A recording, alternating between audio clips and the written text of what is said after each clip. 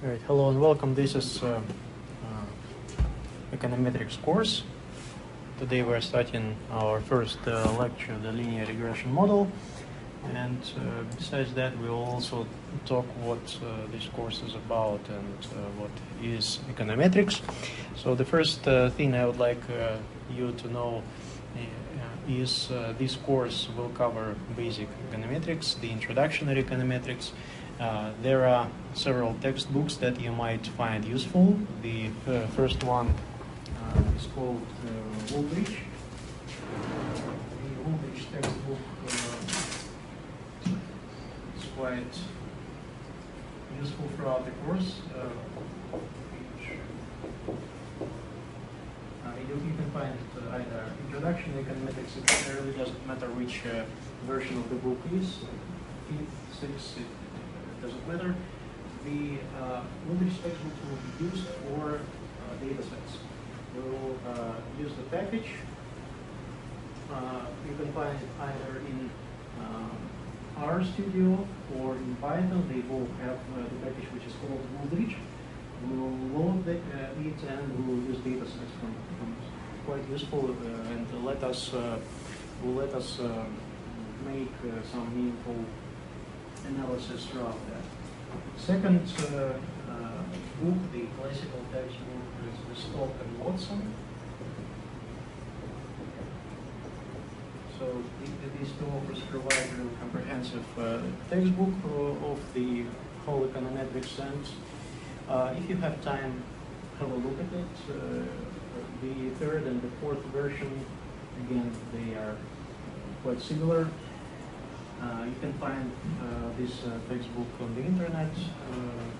Some websites allow you to get access to it. And the other textbooks, either hands-on econometrics or others, you can also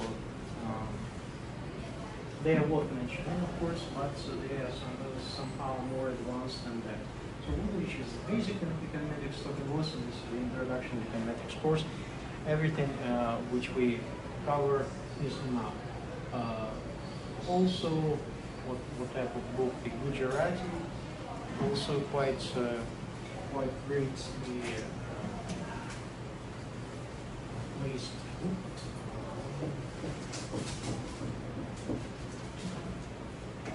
it's quite old. Me myself have been taught with the help of this book and also quite local authors from Russia, like Magnus and Katashov or Evazyan and Khitaryan. They also provided the classical textbook for econometrics. Okay, so first two authors are enough for your course, more than enough for your course. Where we will use econometrics, most of all you will use it when you write your final work, your thesis. In the end, the so-called research article, which is the ending of your study here as a regular degree. So econometrics is the art and science of working with data. You can have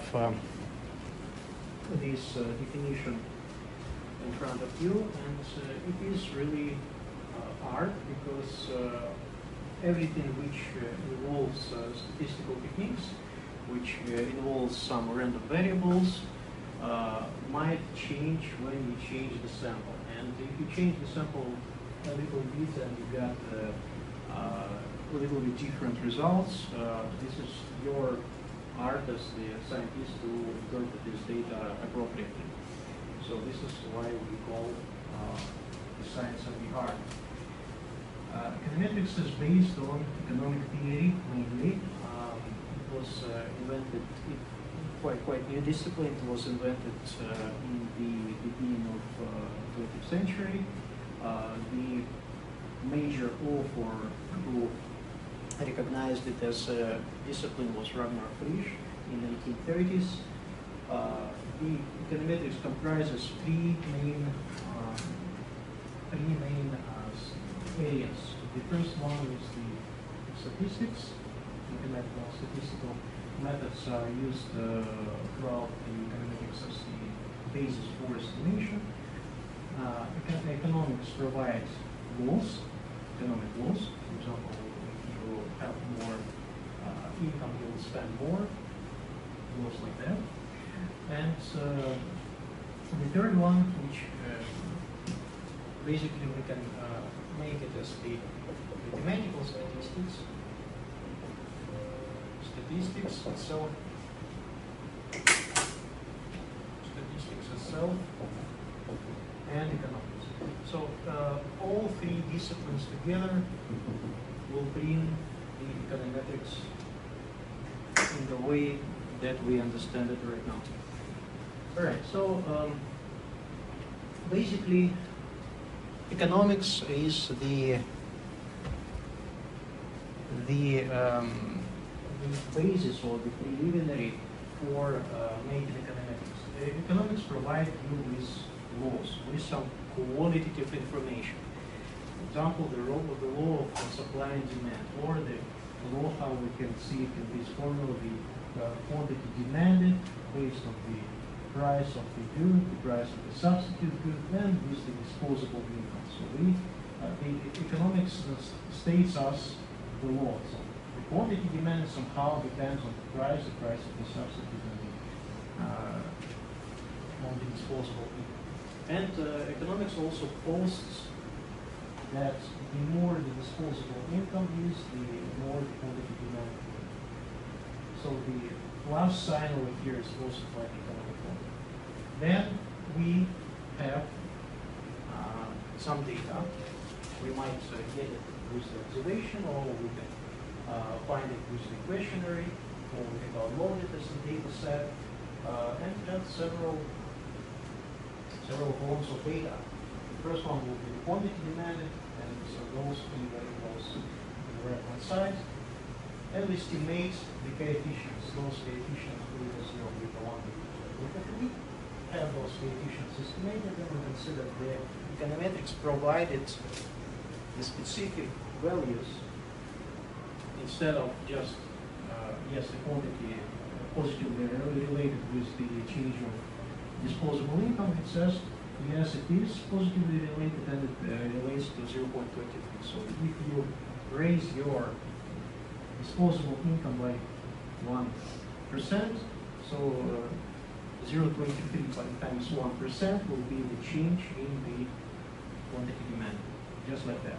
And it also allows us to test different hypotheses. For example, yes, the more the price is, the more the quantity demanded, which is quite maybe awkward. But the price of substitute also positively related. Actually, every factor in this equation, they positively relates to the quantity demand. What does it mean? Does this product a normal good or not a normal good? And you may, by understanding what will be these coefficients and what will be the signs of these coefficients, either positive or negative, you can understand whether it is a normal good or not normal good. Right? So this is the difference between econometrics and economics. Economics just says qualitative law. Econometrics estimates exact numbers using sample, using part of the data available, using part of the population, the sample, and answers the question exactly. All right, the testing of those hypotheses makes really important thing. How to place hypothesis is your idea. You can test hypothesis for the equation. You can test hypothesis for each of those coefficients. And then after you estimate that your equation and all your coefficients are meaningful, are what is so-called statistically significant, then you can use this equation and answer the economic hypothesis. So just distinguish between hypotheses which involve how good you estimated the equation and how good you estimated those coefficients. So we test two types of the hypothesis. We'll talk about that in our course a little bit later. So each of those coefficients must be significantly different from zero, and you test those hypotheses. If it is not significantly different from zero, so you just can place zero instead, and this coefficient is gone. Again, the test is either 0.03 significantly different than zero. If no, then the coefficient is gone. And you check all those coefficients simultaneously, all three of them, whether they are all zero or not. If they are zero, then the estimated equation is not okay. All right, after you've done that, then you can test the economic hypothesis and your research function. What is actually important here is once you see such equations, and you can ask questions whether the equations have been correctly or not correctly. So sometimes when there are meetings, for example, in the budgeting, and they say that the more the budgeting, the higher the sales, and they provide you with some kind of equation, then you can ask how it was estimated and are those coefficients significant or not. And if they provide the equation like this without any supportive information, you can seriously doubt in the quality of this estimation. Because alongside with the equation, those who did it must provide standard errors or p-values for each of those coefficients and for the whole quantity of estimation. Graphical data is also very important here and should be provided. All right, and the third usage of econometrics is forecasting. There are actually two types of forecasting that can be made. The first forecasting is based on the time series data, and the time series is just a column of values made or gathered in specific points of time. In 2023, for example, there are a series of months, and there is a monthly data, so it is a time series when you collect some information month by month. And you can use the information, the single time series itself, to make your forecasts. There are special techniques to do that, like regression models or moving average models or the combination of those. Econometrics adds to that, providing the need for you to collect two time series. For example, some GDP of the country depends on, for example, the way the volume of exports, right? And you can estimate and predict, depending on the export value, what will be the GDP in this and that period of time. Again, just basics may not be really accurate, but if you collect more and more information, more and more data, the more accurate might be the forecast. Again, the complexity of the model depends. Generally, econometrics provides you better quality forecasts in comparison to time series forecasts. All right, so again, it's not the holy grail. You have to have intuition on what you are doing, because you might find GDP depends on the color of your desk. Somehow, when you change the color of the desk, it goes up and down, but no economic meaning, of course, in that. But those economic theory laws that you can find, you might get good quality forecasts. All right, so these are the three main ways.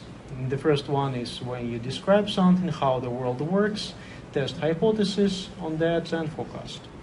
All right, this is the general form of linear regression model, LRM. Linear, because it's the linear equation. Regression model, just historically, we call that it as a regression when we measured height of sons and fathers, and when we tried to predict how high, what will be the height of the son depending on the height of the father. It was the seminar work, and the word regression came there in mind. All right, so what's significant parts here? Why I? Why I? That means I is the index. We should have several observations, several points in time, or several firms. For example, we use the cross-sample data. We just collect the Visa code, the Starbucks, and so on. We gather all the information, or take the bunch of 7-Elevens, and here are 10,000 stores throughout Taiwan of 7-Elevens. Here they are, YIs.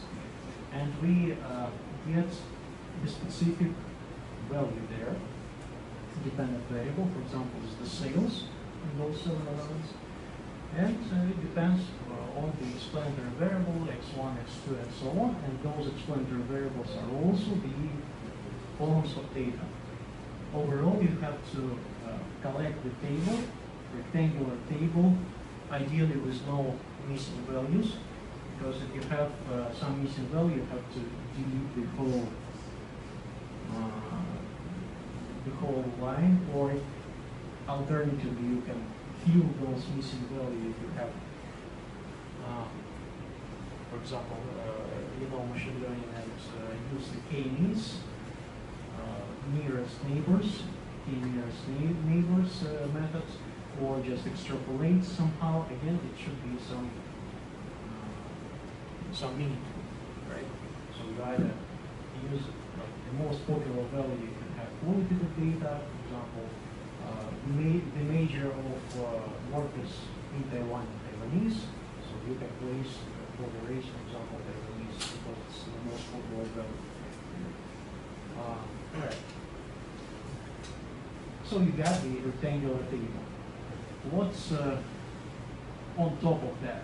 On top of that is there is the specific random error term, UI. And again, what is this random error term? It comes from the fact that we don't know the exact relationship. So we might estimate that the sales depends on the amount of workers,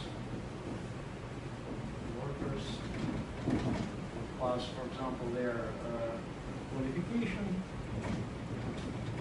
plus some kind of advertisement. And here we have calculated, not calculated, but we gathered those information. Here's our yi, here's x1, here's x2, I, and estimated the whole part of that. Each time we estimate, we don't know the true population regression line because we have selected only some part of the population.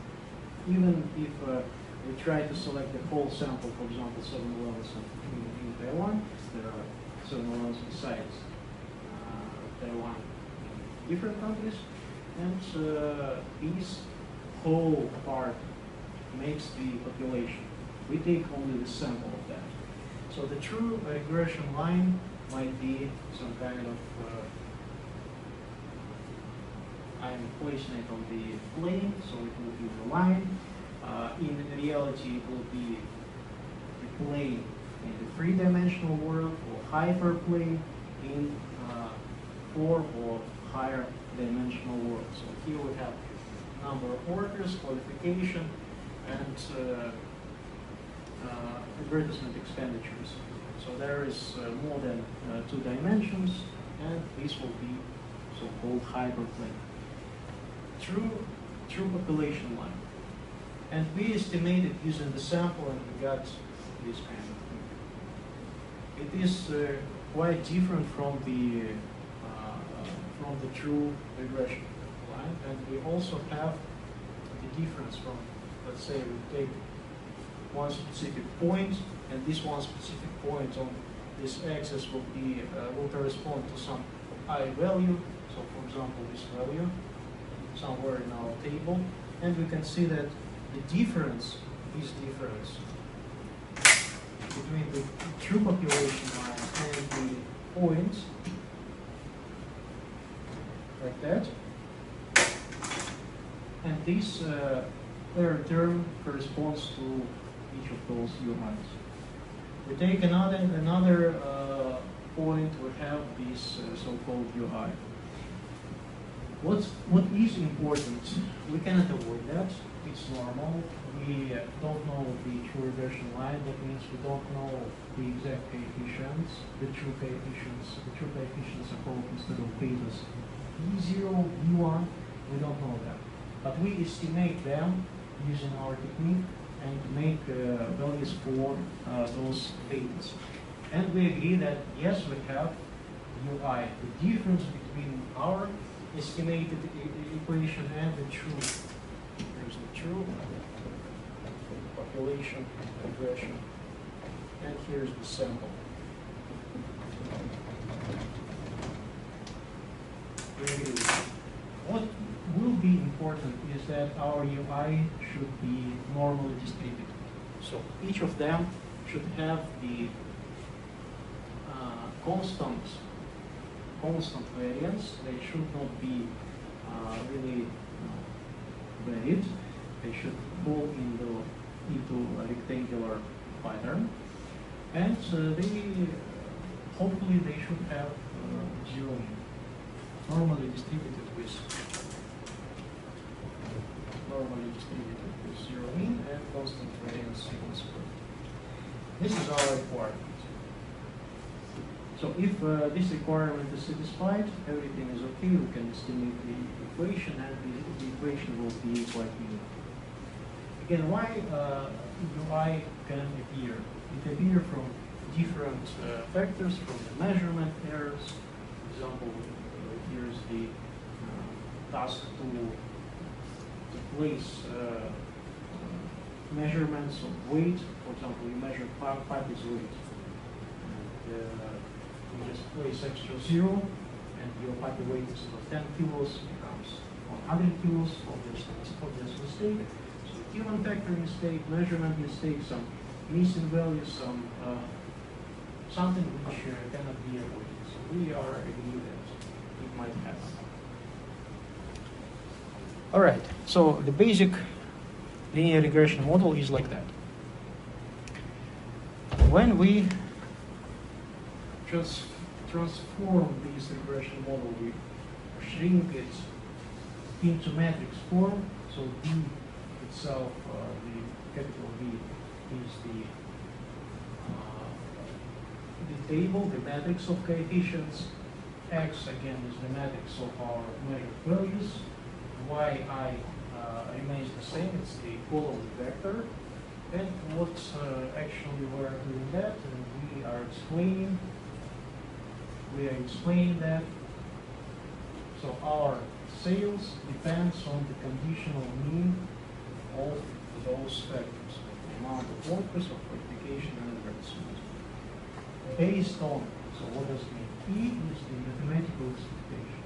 Mathematical expectation of the value of Yi depending on the values of other factor variables. Right? Okay, so what does it mean? We are calculating the conditional mean, and it actually says that each regression line will come through the points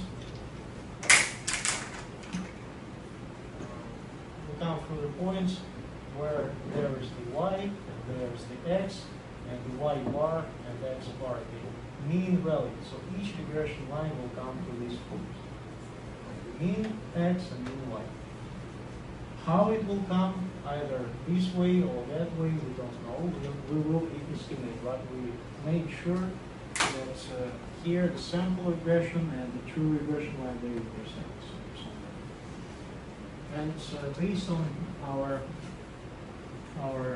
technique of estimation, we hope that y bar and x bar in our sample will be very close to the actual population y bar and x bar. All right. So how can we interpret family expenditure on foods? So for example, we forget about several factors. We just estimating how family income influences the family expenditure. The larger the income, the larger the family expenditure after some point. How will this behavior be? It really depends on what sample we take, actually, because if we take 4 families with low income, the relationship will be really linear and straightforward. If we take high income families, the relationship won't be that. It will be more like logarithmic part, very low, or even flat. So it really depends, and we don't know. It really depends on how we collect the sample, where we collect the sample, and is there any causal relationship here or not. And later today we will make an example, a quantitative example, where we can have the association, but we won't have any causation. They are different. So regression estimates association or conditional need, right? It's the association. In other words, correlation. But causation, what is the cause? What is the cause? It must be stated before we start estimation. Okay? Or we will, our family expenditure on food depends on the color of white tissue. No causation. Of course, but we can find very good equation and say, all right, our professor comes in a black shirt, we have a lot of food, comes in a white shirt, we have low food, and so on. So it should be theory driven, right? Okay. Now let's, after we have taken the dependent variables, we have taken the regression vectors or regressons. Now we are talking about regression parameters, those beta coefficients. So beta 0 is the slope. How can we interpret the slope? What is the slope in mathematics? Again, we are talking about just the line. So here's the line, the slope, and the intercept. So the intercept here, where the line intercepts y-axis, right? What does it actually mean?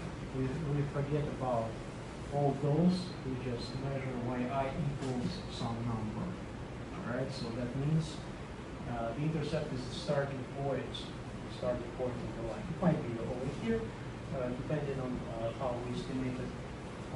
We don't place that much attention to beta 0 because in regression equations it might be non-meaningful. It might be, for example, negative consumption. It might be negative income. Sometimes it's meaningful, sometimes not. For example, if you use measurements of the box, you have negative centimeters. It might not be okay, but if you add the rest of your coefficients and the factors, everything will be fine. And for example, you might estimate how much the house costs based on what's the area of the balcony, the kitchen, and other factors. Slope coefficients are just the positives and negatives, again depending on the estimation. And each of those coefficients can be interpreted really straightforward. You change x in 1 unit, and you got 1 unit times this coefficient, you got a change in 1. All right. If you estimate the linear regression in linear terms, just like stated here, you will get this interpretation. If you estimate in log linear form or in logarithmic form, you might use beta coefficients as elasticities. So there is the elasticity of consumption, elasticity of income, and so on. And that's also why logarithmic equations are quite popular. And sometimes it's really beneficial that we change the equation into logarithmic equation, and the estimation technique will be the same. So betas are estimated all the same way without any dependency on the linearity. Of factors. Very important thing to say that equations must be linear in parameters. What does it mean, linear in parameters? You'll have the regression parameters, those betas. Beta linearity. It's the necessary assumption over here. For example, if you estimate the equation of beta 1 x plus beta 2 x2 squared plus beta 3 sine of x. And for example, this is the linear equation. Everything is fine over here. Everything is fine. Because all the data go here, go down, we have beta 1, beta 2, beta 3. Everything is fine. Betas are linear. So you just can forget about any changes in the factors. But if you have the beta 0 plus beta 1 times beta 2 x2, this thing is not linear. And you cannot estimate this equation. It won't be correct. So this you have to avoid. Or you have to avoid beta 1 squared, for example. You have to avoid that. All the betas must be linear. You don't care about x's. You can modify them, or even you have beta 1 times x1 times x2. All fine. This is all. You can do this. This is called the x1 times x2 is called the interaction term. And sometimes we will place emphasis, quite a little bit different interpretation of beta coefficient here, but you can estimate such equation. All right, so what it says on the slide, estimate the partial rate of change in the mean value of y for unit change of x. Again, holding all other regressors constant actually should be underlined somehow. It's really important. Holding ceteris paribus, it is called, holding all other things equal. We just interpret the coefficient holding all other things equal. All right. The nature of y variable, depending on what type of data, it might be, it might correspond to four different scales, right? The first one is the ratio scale, GDP, income, sales, everything you can place in this ratio category. What can you say about the ratio? What do you understand by ratio? Just the general knowledge. So I'm telling you, the GDP can be measured in ratio scale. What does it mean?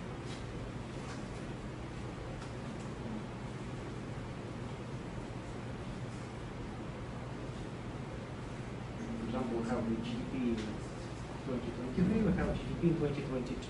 You can divide GDP of 2022 to GDP 2023. So here's the ratio of GDP. You can subtract current GDP from the previous year GDP and get some meaningful value. This is the change, right?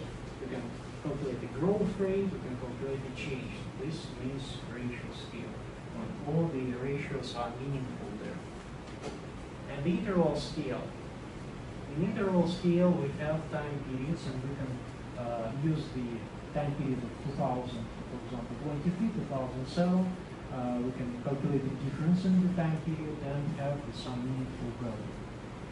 Interval means we can subtract one thing from another thing, and that's a meaning.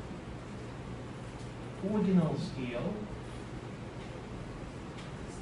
we get low income, high income, middle income. So some kind of qualitative variable. What extra example can you provide here in the ordinal scale? The tax bracket. Yeah. The tax bracket of every race. Yes. Correct. So everything that we can measure in the category, for example, A grade, B grade, C grade, and so on, can be placed in the ordinary scale. When the order of these variables makes difference, right? So A scale means very good grades, and C scale not very good grades. Nominal scale, when there is no order, we don't care where we place the gender, male, female, either first female or first male, we don't care. We just care that they are different. Marital status, again, single, married, divorced, or other marital status, again, we don't care how we will place. What will be 1, what will be 2, what will be 0, we don't care. Religion, other types of variables are not. Some of those nominal variables are dummy variables, so-called, that just represent those qualitative factors. One of mostly used dummy variables is season, for example, summer, fall, and other seasons, or winter or summer. If you need the binary variable or high sales, low sales season, dry or wet season, this is the example for nominal scale. Again, we'll talk about dummy variables in our course, and we'll use them and find out how we can interpret them. All right, that's what was said for y. Now, what is the nature of x? And the nature of x actually states that in classical they should be non-random or fixed. So if you collect the data, it's really hard to make all the data fixed, but because by nature economic data is random, but we select the data, we place the data in the table, and we analyze them pretending that all x's are fixed.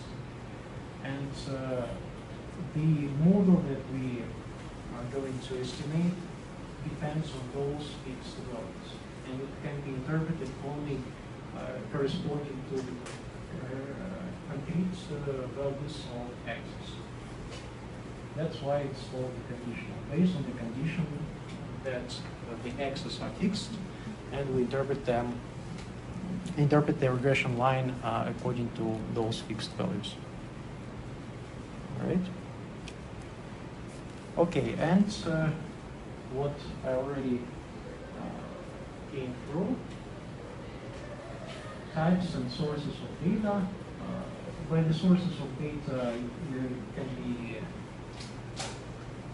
databases, it can be websites, or you can send emails and ask people, firms, to make your response. It really doesn't matter how you collect the data. It really depends that you try to get the idea of the time series and cross-sectional data.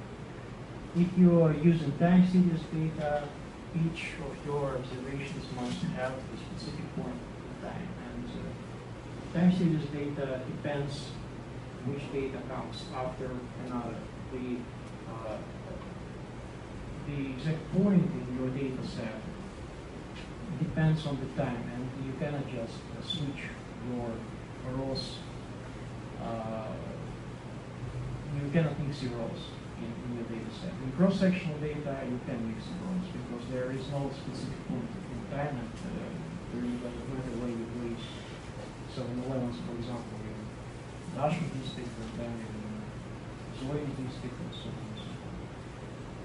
Doesn't matter. Cross-sectional data is the data that will be used in our course most of the time.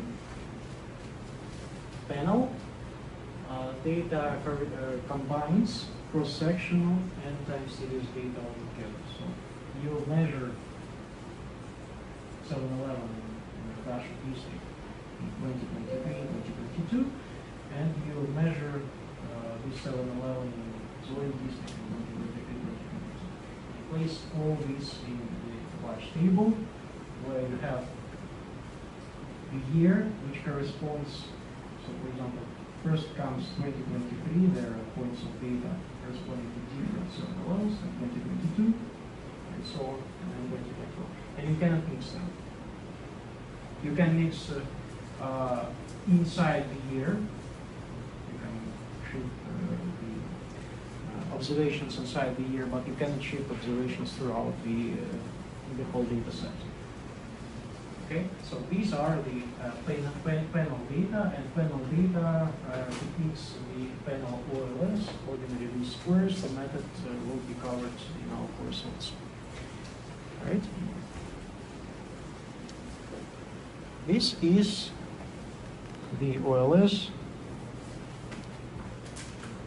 ordinary least squares method. Remember the point. The error curve will high. So the whole idea is to make the minimum of errors. I will show the graph.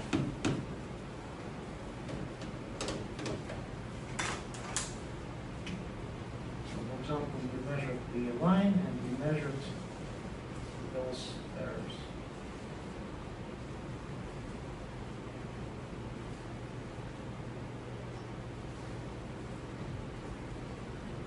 Those are the errors, the difference between the exact observation and the line. The whole idea of regression is to fit the line which comes through the original points. These are the original points.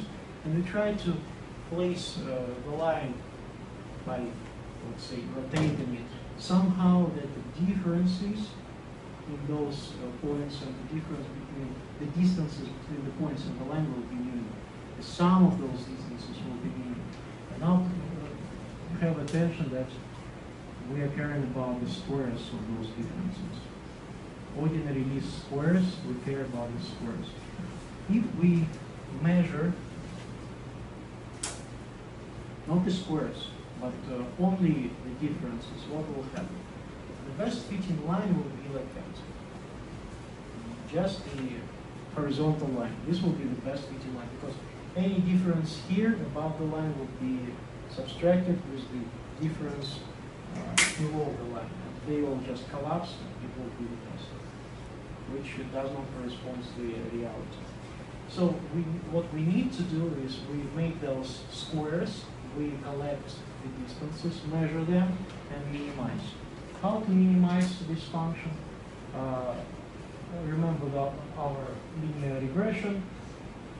I remember our yi, we just place all the right-hand side terms to the left-hand side, yi minus beta 0, x1, beta 2, x2, and so on. Replace that, finds the difference, sum the squares of those differences, and try to find the minimum. In order to find the minimum, such types of problems involving derivatives. So we calculate the partial derivatives for each of those betas and find the minimum of this function. So there are two possible ways to find the derivative and estimate that, either by constant finding the derivatives and finding the gradient and moving to the gradient. That's what machine learning is devoted to, and the linear regression problem is a part of machine learning problem. Constantly iterates through that, updates the coefficients, and finds it better and better until the difference between the change becomes less than the epsilon, the pre-selected value. For example, 1 to the e minus 15. So 0.14 zeros 1. If the difference becomes less than that, the algorithm stops and says, all right, we have found the best coefficients that give us the minimum UI squared. The minimum UI squared itself might be millions, but the difference between the million and the previous iteration million something will be less than epsilon. We select very, very small value. So that's the idea of machine learning. In econometrics, everything is done with the formulas. So there is a special kind of formulas. We'll come across those formulas later, which allow you to use matrix form of equation and estimate the coefficients straightforward through the matrix computation. Okay? So the whole idea is to minimize the errors, the error sounds. All right. So once we've done that, we will have this y hat. Y hat is called the regression model, or model equation. This is the true yi, and here's the model equation. So we estimate the true relation with the model plus some error. All right, have a break.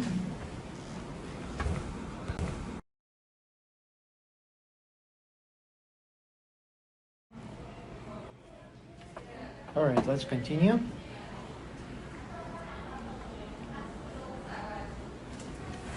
So after we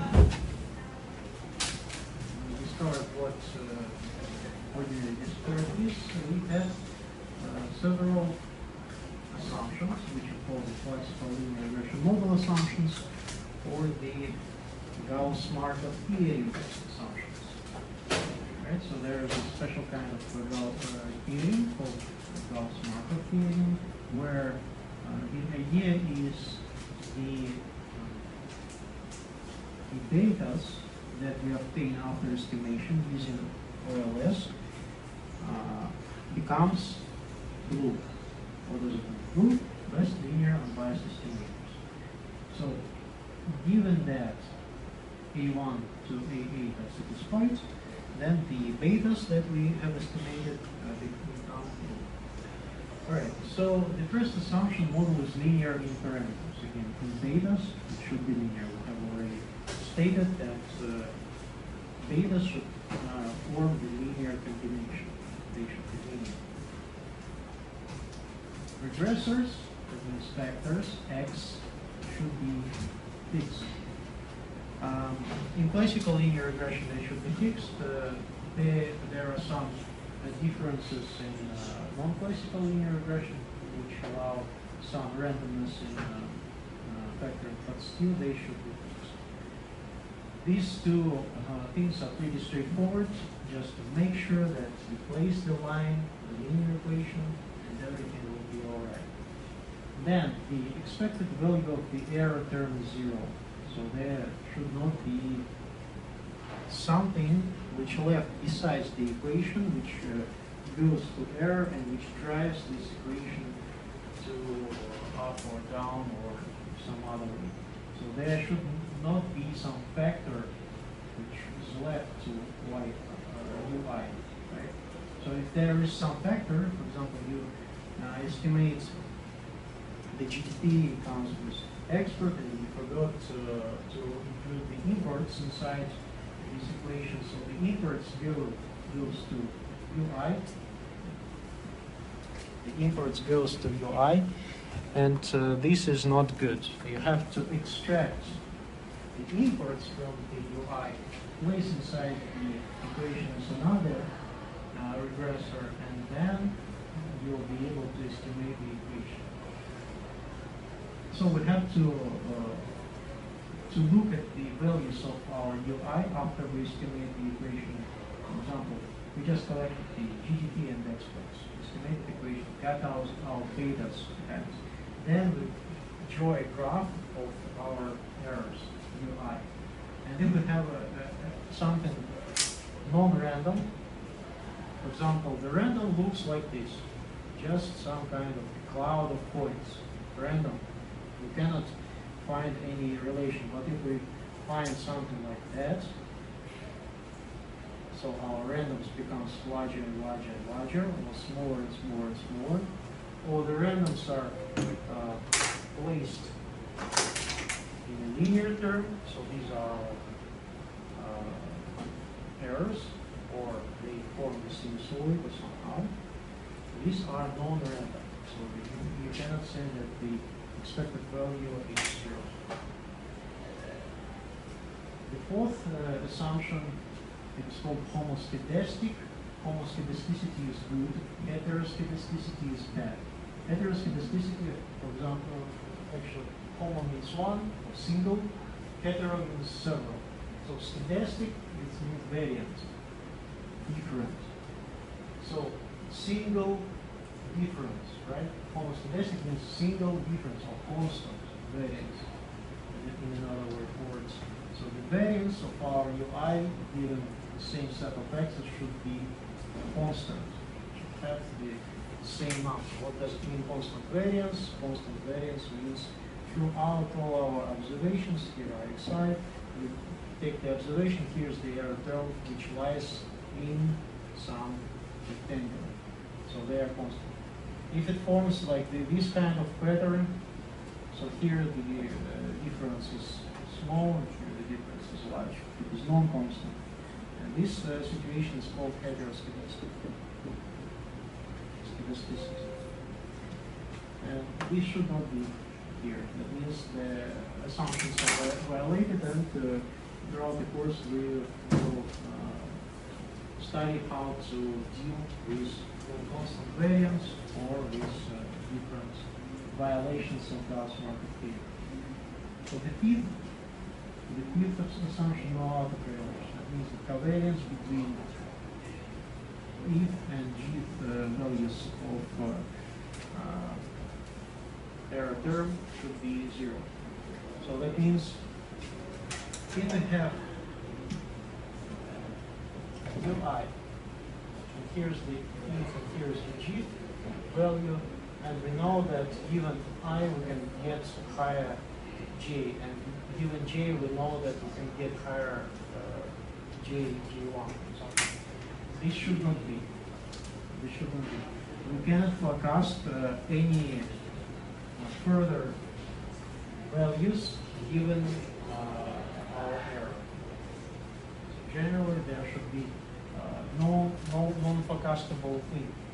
Non-forecastable thing, some cloud of points. So we don't know, given I, we don't know where j will be higher or lower or the same level. No multicollinearity. Again, multi means many.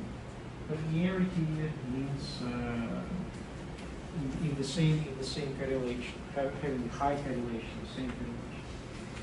Generally, we expect that there is high collinearity if we have larger than 0.8 in the absolute values. The correlation coefficient between x1 and x2, between x's, between factors, right? So we just have the table, we have y, and we have correlation between y and x. And this is okay, this is good. We have strong correlation between the dependent variable and factors. It is good. That's what we are head to. We try to find the factors which predict y. But inside the x, if we, for example, measure the area of the whole apartment area and measure the living area, those two things are highly correlated. The larger the living area, the larger the apartment. Obviously, we might expect the correlation coefficient of 0.9, and these will drive the multicollinearity out. So x1 and x2 are correlated. for x100 and x200, they are also might be related. And the more vectors you include, the more probable the correlations between those vectors. So you have to somehow avoid them, or just unite those vectors, for example, the given area and the total area, which you might think more appropriate if you try to predict the value of the house.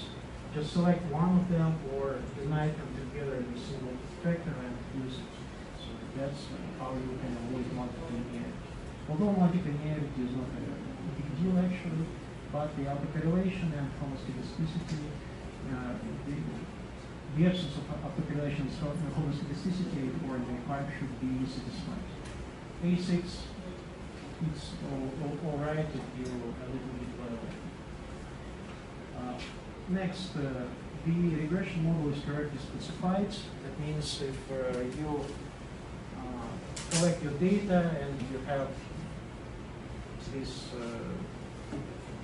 figure in your data, you should not estimate the new. It obviously won't get a good estimate of that. So the specification of the model, you modify your y, for example, y squared depends on the linear factors that you might get those. You might find the logarithmic form might be 1 square and might be reciprocals of your axis, or do somehow in order to follow the pattern. Right? Of course, you don't know the real correlation, but you would expect there is a quadratic relationship. So try to make a quadratic equation and estimate this quadratic relationship. That's what is called the correct specification. And what I have told that all of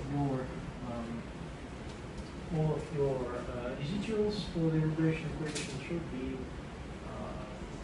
normally distributed with the mean 0 and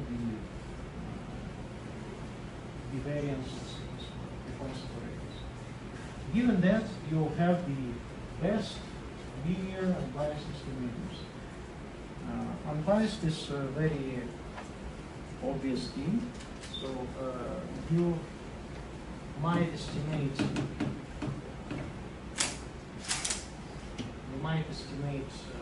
example,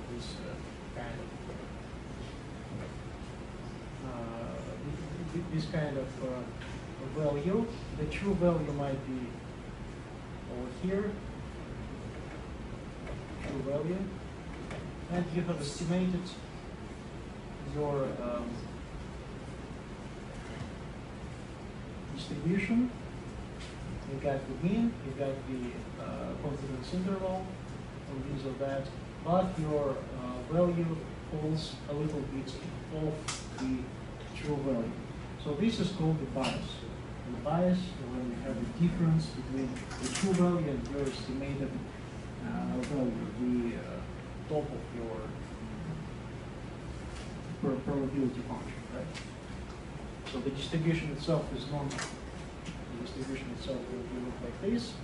It goes from 0 and ends up with 1. If you take derivative from that, you will get this function, the probability distribution function. Probability distribution function. At the top of that function, the top of this bell-shaped curve, will give you the point estimate of what the variable you try to estimate. For example, your yi, right? So the top of that is your point estimate. Alongside with the confidence intervals, you can predict that your estimate will fall into this range with certain probability, depending on what probability you need. For example, 95% probability to fall between this and that. And if your point estimate is different from the truth, you have the bias. And if you follow those assumptions and you use OLS, your estimate will be unbiased. So the point estimate and your true will be the same. So your estimate will go through that. This one is unbiased. And this one is biased. Right? So your true estimate and your sample estimate will be this. That's what we call unbiased. Linear comes from the fact that we have used the linear regression line and it is the linear combination. So the estimates that we obtain will be in the class of linear estimators. So if there might be non-linear estimators, which you can get from machine learning, for example. They are non-linear, and they might be better than that. But if you try to estimate linear something through the machine learning, this estimator will be the best because of linear estimators. So linear is just by calculation, by using this matrix form, matrix multiplication. I'll tell you a little bit later. Xtx to the power of -y, xty. So this is the betas. The column of betas can be calculated with this kind of equation. Those betas, if you follow the assumptions, will have the property of linearity, unbiasedness, and they will be best. Now, unbiased is understandable, linear is understandable, right? Okay. What does unbiased? How do you understand best? If you try to predict, so you try to invest somewhere, you try to predict the value of your investment, and you have the confidence interval of your investment. For example, you invest $100 and you get $200 to some kind of probability, and you might get from 300 to 100, or you might get from 1,000 to negative something. So which one will be better for you? The one with the large or with the small confidence interval? Yes, with the small. The smaller the confidence interval, the better we can predict the future. It means the amount of variance is some kind to explain what the best is. And the best estimator means it has the lowest possible variance. So best means lowest variance. You try to place it on the graph. These estimators and these estimators. So this estimator is better because it has lower variance. We know, for example, when we define the confidence intervals, because it is the probability density function, it covers the area under the function is the same in all those probability density functions, the same area. If we have the probability density function which is narrow and high, then we can sure that the confidence interval will be low. Right?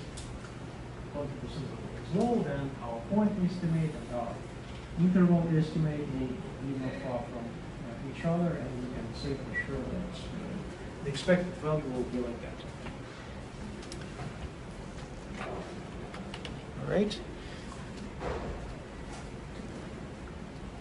So after we estimated the equation, we go to understanding how good have we estimated that.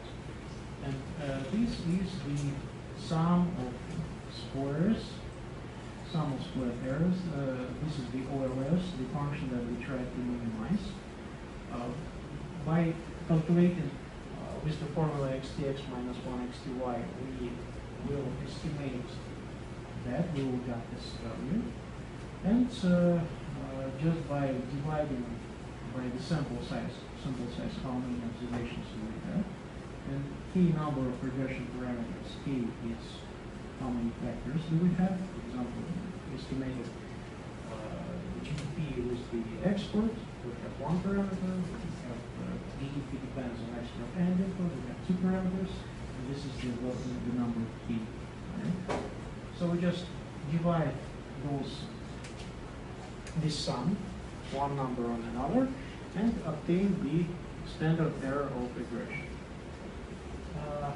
The rule of thumb, if you would see this word error, your goal is to try to make it mean as low as possible. Right? So if there's standard error of regression, try to make it low as possible. Standard error of coefficient also, it should be low as possible. By comparing different linear regression models, we can compare them using standard errors of regression. It just says how good we have estimated that. Besides the whole regression, you can see that there are coefficients. So instead of betas, once we estimate betas, we change them to beta. Right? So bk, that means beta k estimated. SE, that means standard error of this coefficient. So each coefficient has the value, and it also will have the standard error. Something that corresponds to this confidence interval. And if the confidence interval is low, that means our probability density function given the same alpha value, the same what is the alpha value for now? Given the same alpha value, the confidence will be lower, and our probability function is better with better estimate. So our idea is to have the standard error, which is much lower than the coefficient and the estimated coefficients. If we estimated that in the linear regression model our bk is negative, so negative value divided by standard error will have a t value which is negative, and it is normal. It just depends on the bk. You see something which is negative 2 or negative 3, it's all right. There are special tables how to compare what you obtained and how to interpret that. The special table is called the T, or the student. Student is dependently discerning student, one scientist. He invented those T distribution, which looks almost similar to a normal distribution, but has slightly better properties, especially when you have a small number of observations. All right, so in this distribution, there are special table with probabilities, right? So probability of having something that is larger than current value. We have calculated t. For example, our t is 2 something. We have to look at the table and check what is the probability of obtaining the value which is that high. The table needs you to have how many observations you have and how many factors you have, right? So for the first section, you will see the number, for example, 90% probability to obtain that value is 1.7. For example, 95% is 196, and 99% will be 2 something. And you obtain 2. It's higher than 196. It's good. So to obtain the value which is high, there will be a very low chance, lower than 5% chance of obtaining. That means that it's not random. So it's not given by chance, very rare, right? And given that, you say that your estimate and your standard error are really different, and this decay is significant. You can say it's statistically significant or significantly different from zero. So you cannot just neglect the coefficient that you estimated.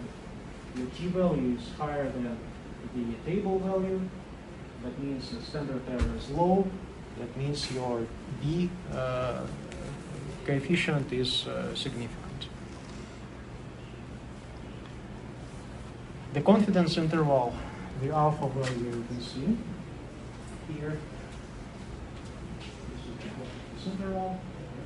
Again, the PR is just the probability. The probability of our coefficient is plus the value which we can find in the table, from the table distribution, given, for example, 95%, we divide this 95% by 2, look at the table, get the standard error, again, it's just a number, you look at this in the table, we obtain the number, and it's easily calculated with the formula, plus or minus.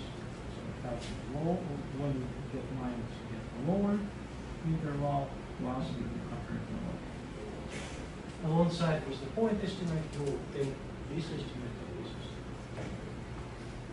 Given the probability, generally we take the alpha as 95%.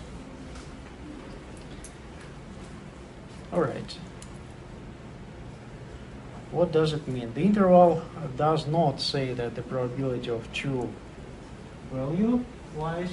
It just says that given fixed regressions, given our sample, we have obtained this interval, and we think that the true value would lie, but it does not necessarily mean that it will lie.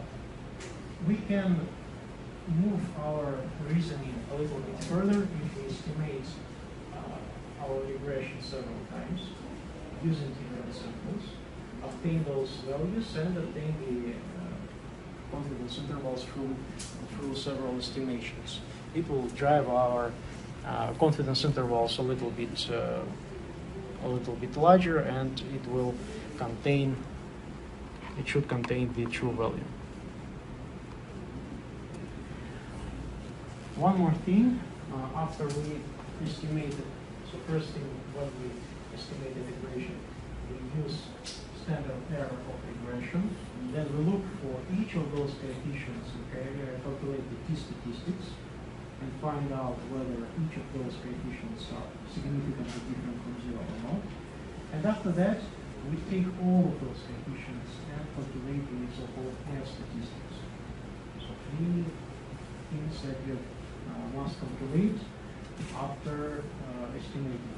Actually, we won't calculate it by hand, but if you would like, we can try to do it yourself.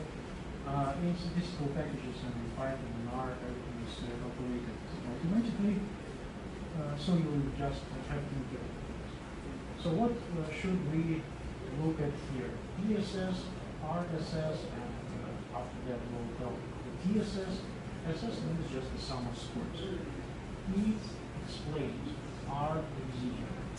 So explain sum of squares is how good we estimated the model, what part of variation in our dependent variable the model explains, right? What part? The larger the part which is explained by the model, the less is explained by error term, right?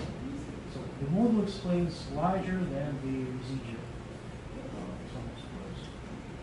If it is significantly different, TSS must explain much more than residual, then the F statistics will be higher. There are a couple of degrees of freedom, and the first degrees of freedom is K. In some textbooks you will find K minus 1, but if it is K minus 1, then this minus 1 disappears. So either interpretation is okay. And the full formula will be ESS divided by RSS times number of observations minus number of vectors minus 1 divided by number of vectors. K will be 1 in binary regression model when we have GDP depends on experts, or 2 or more if you have more vectors. So F test is interpreted almost the same as T test again, but instead of, for example, table for T distribution, there is a table for F distribution. Have a look how it placed.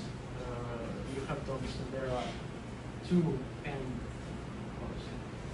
Here you can have alpha parameter horizontally, and vertically you will have the number of observations in the T table.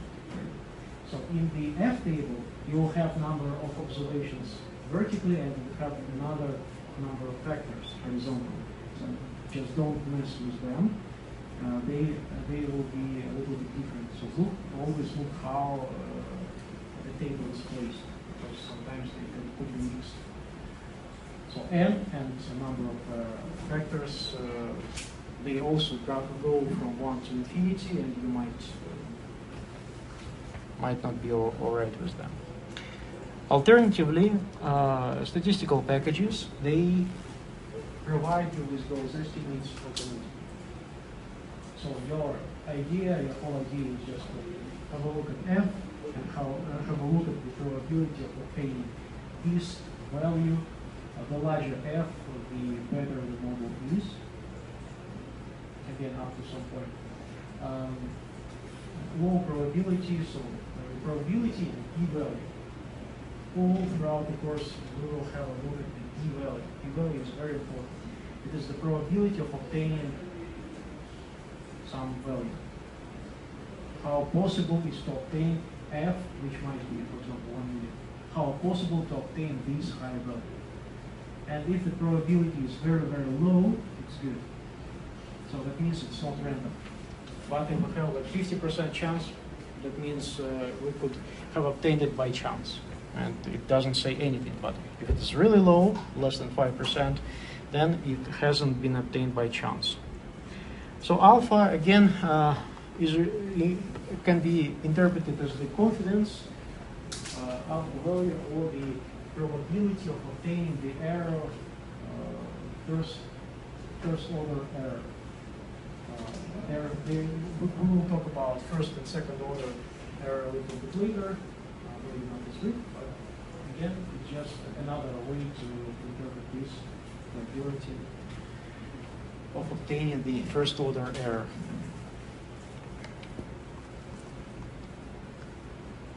All right, the last thing, one of the last things in today's lecture is this R squared, or coefficient of determination.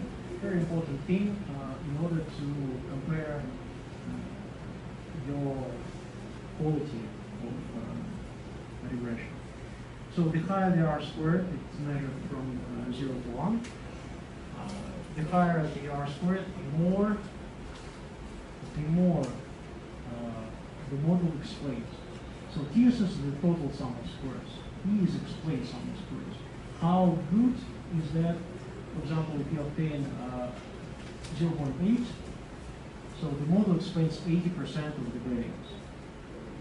80%, 0.8 to 1 explained. Alternatively, you can calculate that the total sum of squares, again, 1 minus the residual sum of squares divided by total sum of squares. So 1 is the model explains everything. Right? So 100% of variation explains.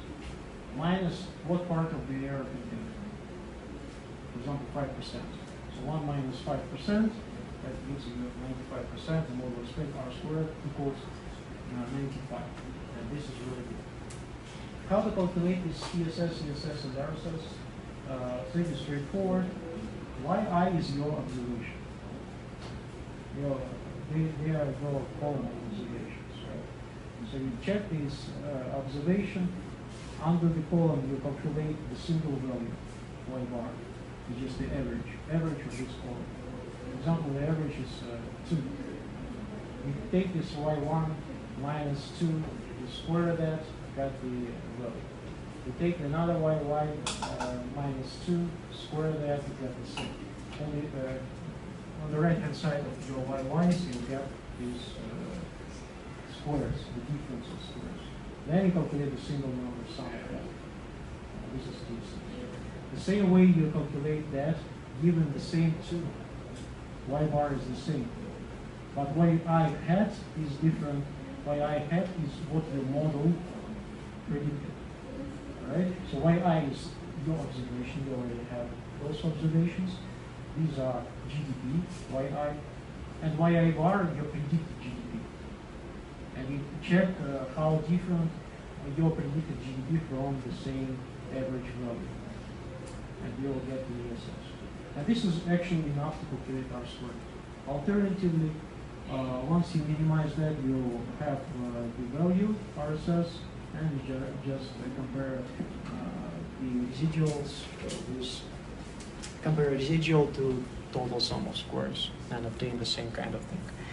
So again, if you are asked what is coefficient of determination, say it shows the part, it shows what part of y variance explained by regression. How good our model is. Right? What is the flow inside R squared? And actually, you can see that the more coefficients you place, the more factors you take. For example, the sinus x plus c have government spending and taxes and all the same, all the rest of the economic variables. You have the packed version. You have a lot of factors, and each of those factors might add to R squared, and you can drive the R squared high up to 0.9999 something. Is this good or bad? And this is bad because it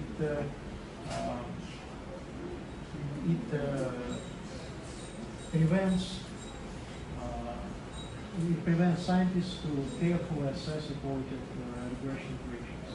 That's why one of the possible ways to overcome this difficulty of driving the R squared high is to correct it a little bit by degrees of freedom. All right? What does it mean? Once we adjust it, it is called the adjusted, you can see R bar squared, or you can see R with the inverse, APDG. Adjusted. This is the actual R squared, you didn't have to interpret. And if that's the actual R squared, then you have to place attention to.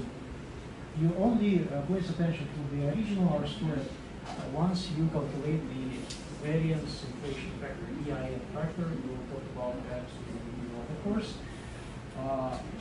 In the rest, you just interpret the adjusted R squared. So the main difference is that in adjusted R squared, it can be negative. In certain times, R squared, by definition, must be from 0 to 1. R squared adjusted, because it is adjusted on this value, might be negative. It's okay, but it just says that your model is good. Don't worry if you got negative R squared adjusted. But it prevents the R squared to be lifted, because the more you add to the equation, the less will be the influence of that new factor inside the equation. And this is much more correct version. Better explains what actual part of variance was explained this time. Again, don't worry about those formulas. You don't need to learn them by heart, right? You just have to understand what's going on, and I think that we will use the formulas in order for you to try to understand how everything is calculated in practice. All right, so what else? The else is the illustrative example, and to make this illustrative example, I urge you to log into Moodle and download the HTTP file. This is the first step. You have to log into Moodle and load OHDTA. I would like you to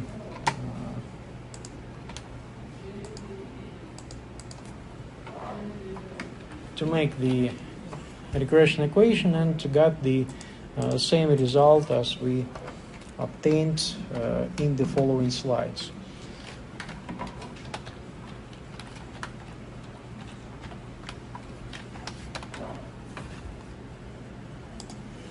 So here's our econometrics and here's our wage.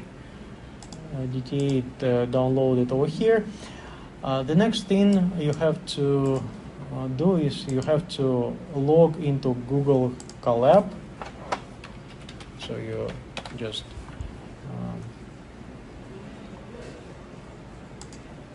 go into Google like that, open Colab, and here's the link, either this Google Colab or welcome to Google Collaboratory. So you just use this link.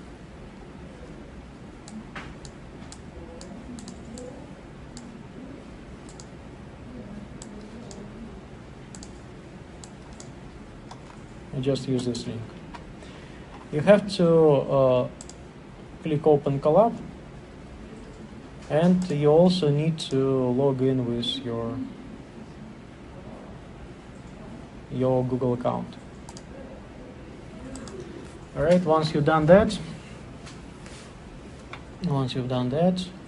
you just create the new notebook. Just create a new notebook.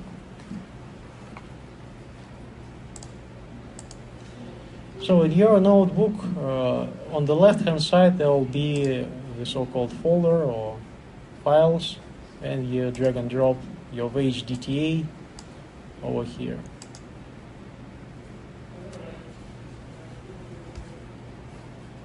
Right, and you will see this wage DTA to the left-hand side in the files. So throughout the course, we will use Python.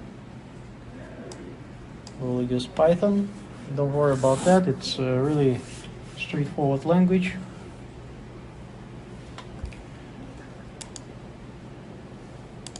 All right. So what we have to do in order to work with data table, we will need pandas. And we will need statistical models package.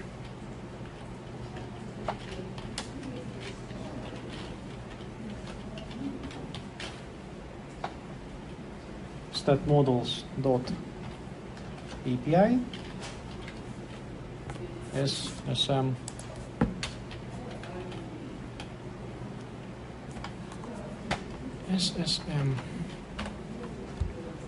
and we'll start that. Stats models. All right. So after this is done, let's load the file. The file will be loaded with the pandas method read, and it should actually show. Why doesn't it? Yes, it shows. And we select from here the read stata method to read the data.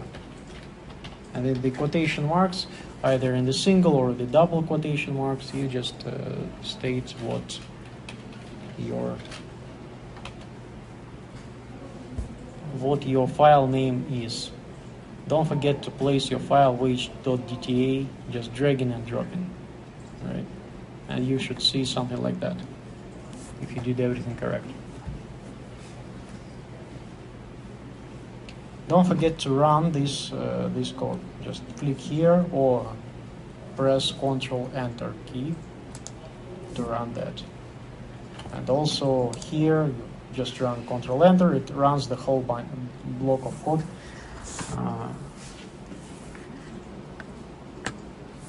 Okay.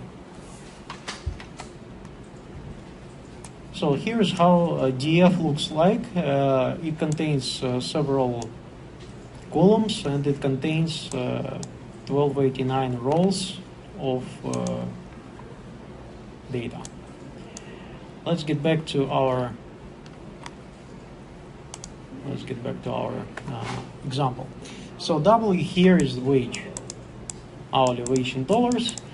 Female, gender, non-white race, union status 1 if a union job, 0 otherwise, education and experience. So we would like to predict what will be the wage based on those factors. And for example, that we would like to estimate the following model. The wage depends on the female, depends on the non-white, depends on the union, education, and experience. So let me have a look once again over here. DF, non-white, union, education, experience. So we won't use the age factor. We won't use the age factor, and we won't use WK factor, whatever they mean. W will be, the first column will be our Y value. FE, non-white, union, education, and experience will be our X value. Just like here. Alright, so let's place Y and X into corresponding values.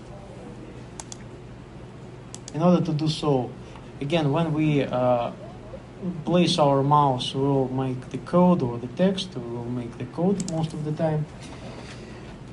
Y is our data frame with W.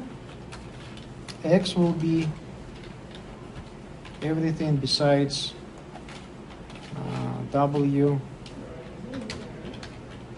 in the first axis. Axis equals 1. Axis equals 1, that means we drop the column. Axis equals 0 means we drop the row, so we drop the column. And we also might need to drop H and WK, so after that we drop H and we drop WK. Just like that. So after we make that, we can check. After we make that, we can check what will be the Y. The Y will be just the column, and X will be df drop W. Hold on. Why haven't it dropped? Oh, yeah. Instead of df, we should place the X here. X and X, just like that, and have a check. Alright, now X contains only female, non-white, union, education, and experience. So initially we drop from the original data frame, which the DTA, then we drop from X itself 2 times. Alright? And make sure that X looks like that, starting with female and ending with experience.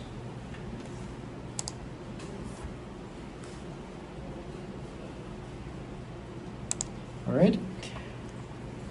Next, what we need to do is we need to add the constant, because all regression models requires us to have the constant beta 0 inside. In order to make that, we use add constant method to SM. SM is our stat models package.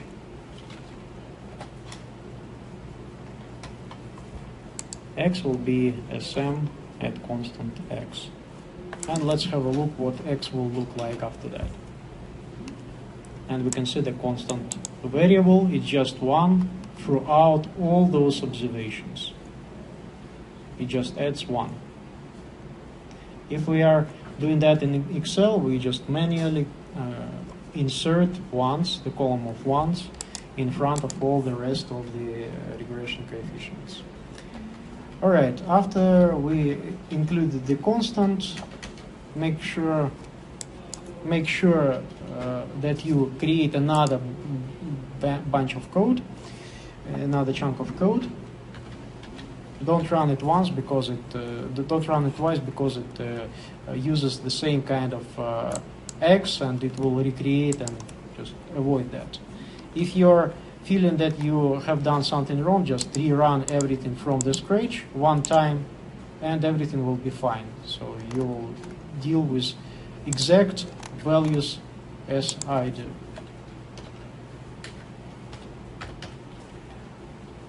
The main method to estimate everything is called the OLS, where we place dependent variable in front and all the x's, and we just use the method fit to make the model. All right? And after we estimated the model, we print the summary of that model.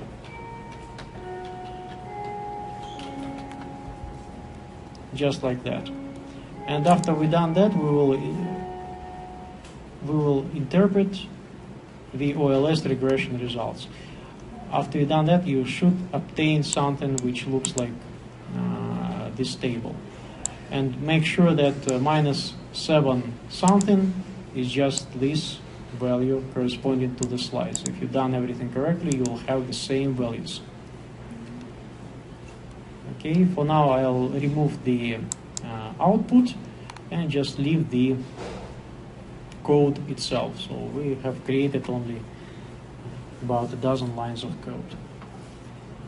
All right, have a break. All right, let's continue. And now we have estimated the model, and we can see the OLS regression results in the table.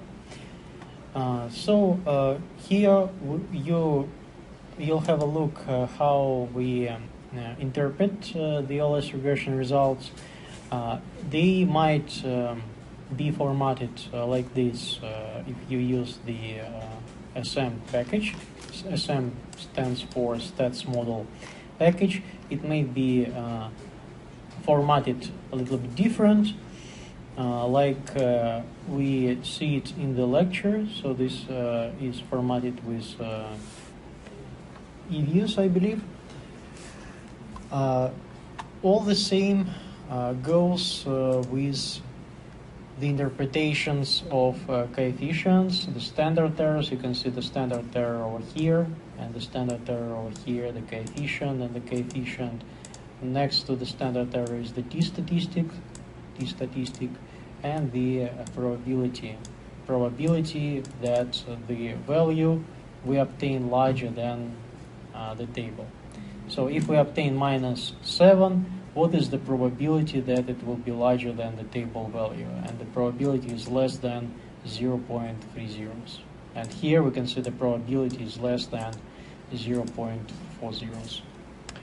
The same kind of thing happens with R-squared, which you can see on the slides over here, 0.32 something, and adjusted R-squared, which is slightly less than that. And you can see the R-squared and the adjusted R-squared over here, 0.323 and 0.321. Adjusted R-squared is always smaller than the original R-squared. And you pay attention to the adjusted R-squared. Next, you can see standard error of regression. Do we have it over here? Probability of statistics. By default, it doesn't show. but we still could calculate it. The standard error of regression 6.5. Again, if you have the adjusted R-squared, the standard error of regression is not that important, and you can still state that the regression equation that you have estimated is above average, because it really explains 32% of the variance. The F statistic, if you are doing okay and you estimated the linear equation, generally your F statistic will be really high. It's 1 to 2.6. The probability of F statistic is really low. So if you obtain the F statistic which is larger than maybe 10, you might not require to check any probabilities, because it's really high, higher than the expected value in the table.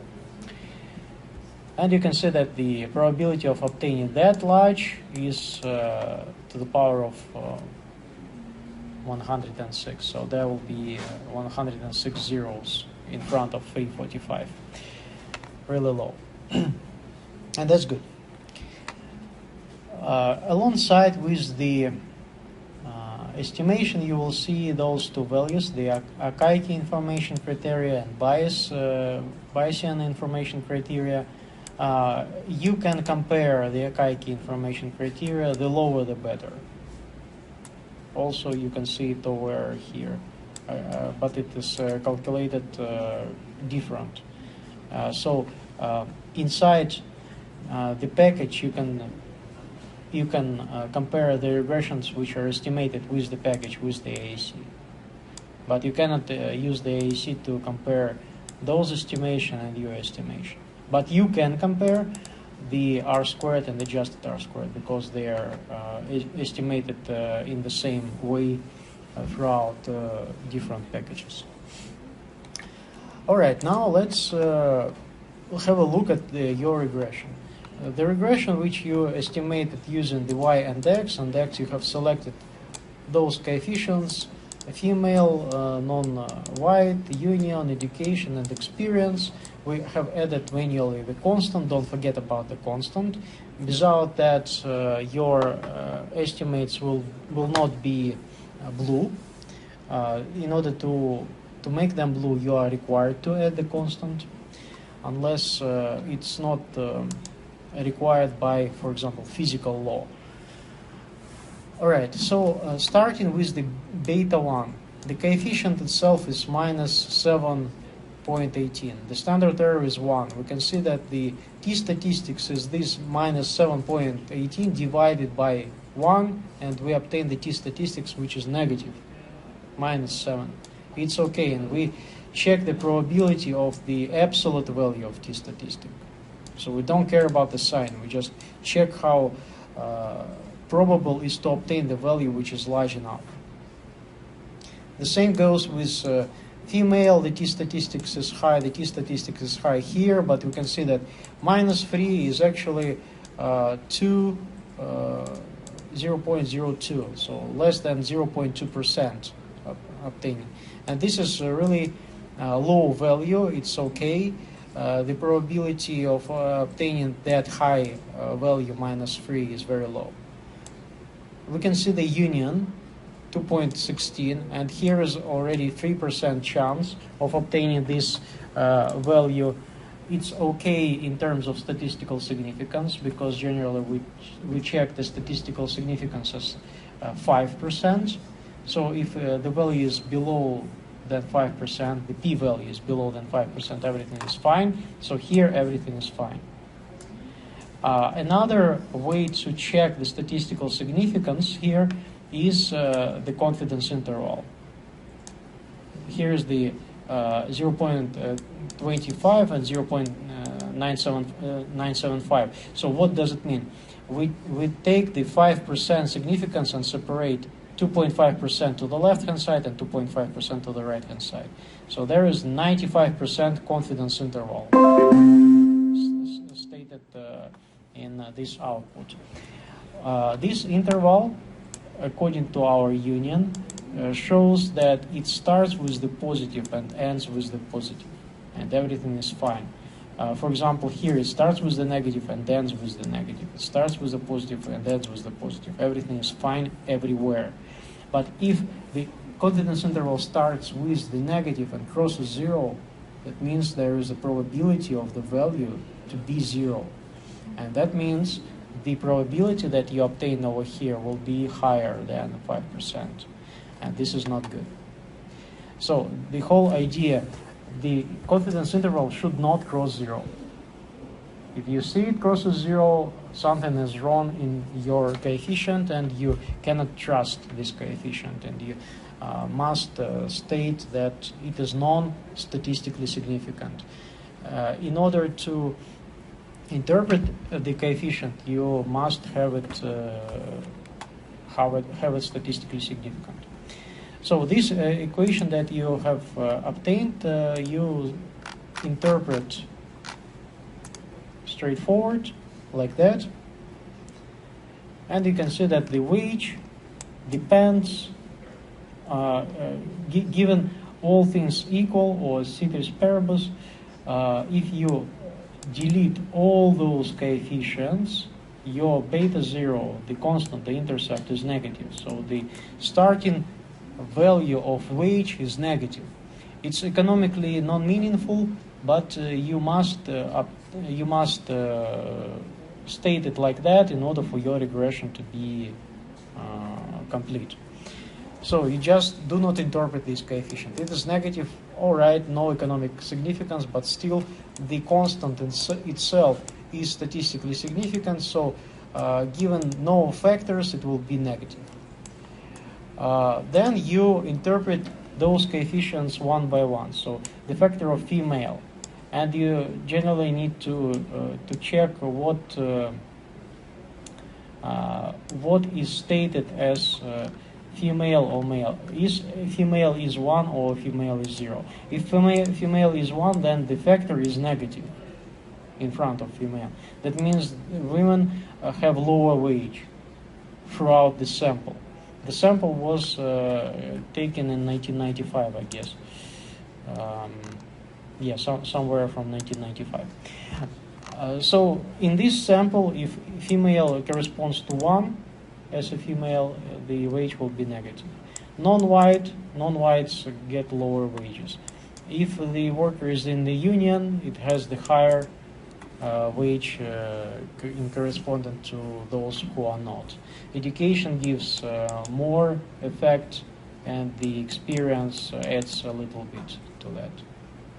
All right. So here we have the single coefficients. Interpret them one by one. Given that all other factors besides education equal, education gives you 1.37% increase if you increase a single year of education. Unit year of education gives you this effect on the wage. All right. So this is how we interpret that. But the whole idea, again, here is that adjusted R squared is only 32%. So the regression is itself so-so, I would say. It's much better when we interpret regressions that have adjusted R square of about 0.5, 0.6 or higher. That means that we have included all the necessary factors, and in this equation we can see that there might be some factors that are missing, that go to error term. Because what does it mean, R squared or adjusted R squared? R squared is just ESS divided by TSS. Explained sum of square divided by total sum of square. Explained sum of squares is just 32%. That means the residual sum of squared is much higher. Residual corresponds to 70-something percent, 68% of that. And that is actually not good. We might have missed something. All in all, this is the idea of obtaining data, getting it into OLS function, fitting the function, and interpreting the model summary. This is the basics, and that's what we are going to do in the rest of the course, just modifying the OLS a little bit and avoiding the violation of assumptions of Gauss-Markov theory. All right, this is the end of the lecture. All right. So if you have questions, please, you have time to ask me.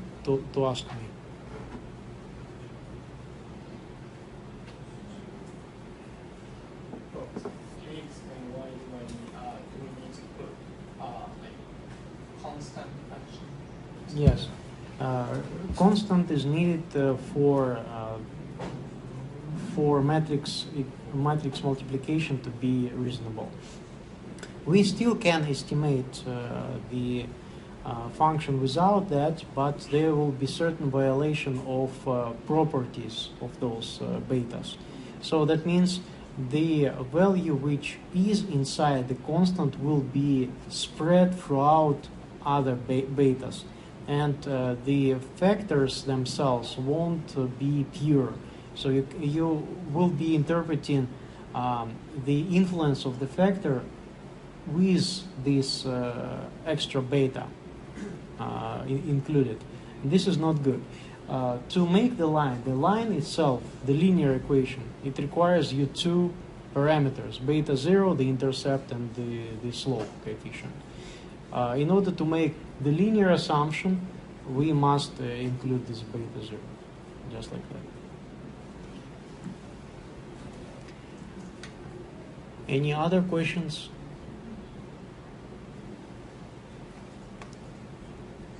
Okay, so let's get back to Moodle and download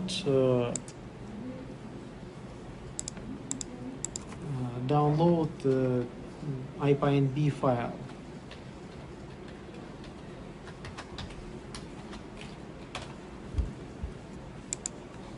This IPNB file, week 1 econometrics. We need to use the right click and save link as. We have to save it as a file in order to have a look in the desktop, for example. So here's our file, and what we need to do, open Colab and use the file upload notebook. File upload notebook, and we have to choose this file to upload. So once you've done that, you will obtain the view of week 1. So once again, in the Moodle, you right click on the file, choose save link as. It will save your file somewhere in your, for example, desktop or in downloads. Then you go to your desktop, here's your physical file, and you upload it with file upload.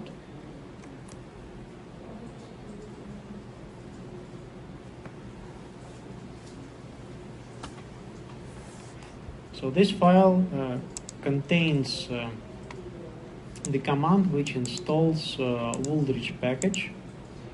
Hopefully it will work here in Colab.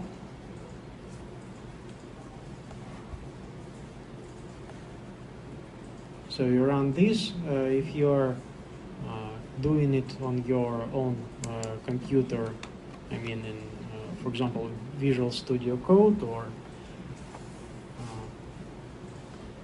in the notebook, in Jupyter Notebook, you just run this code once and it will be installed, and there will be no need to install it once again.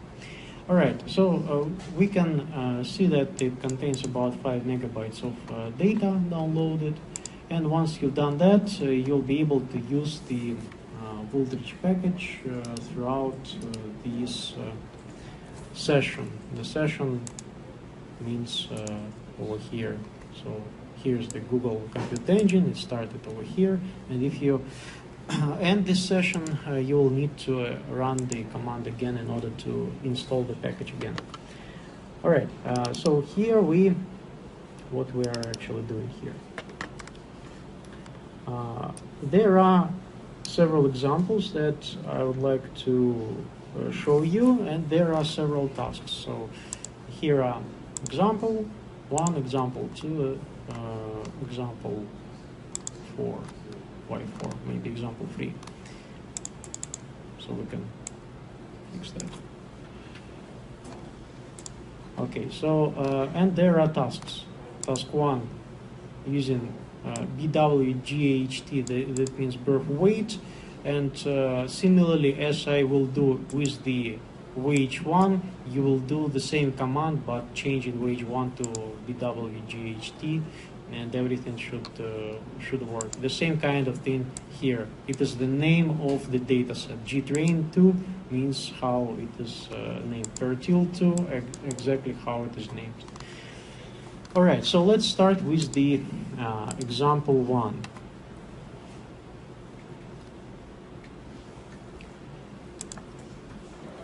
First of all, here's the code block, the single code block. It uses the hash symbol to identify the commentary. So if you place the commentary inside the Python code block, the command won't be executed. It will be considered as text, just for you to understand what's going on the in the code. All right. So our idea here, after we have installed the Wooldridge package, then we'll need to obtain the data set from this Wooldridge package. And df, generally we will name the data frame as df or data, and Wooldridge.data, and then inside the brackets and in the quotation marks, we identify what will be our name of the data set. So for example, wage 1. In order to check that everything is working okay, you just leave the df like that, or provide the head function just to have a look at the first few lines of data frame. Wooldridge, like that. Wooldridge. What does it mean? Why doesn't it show me Wooldridge? Install. Yeah, we have to import. We have to import. After we have installed, we have to import the package itself. Import Wooldridge.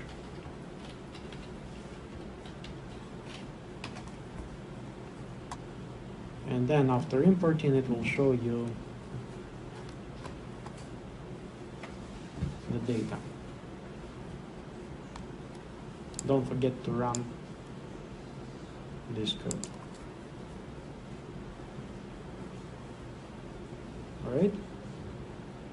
If you experience any problems, just raise your hand.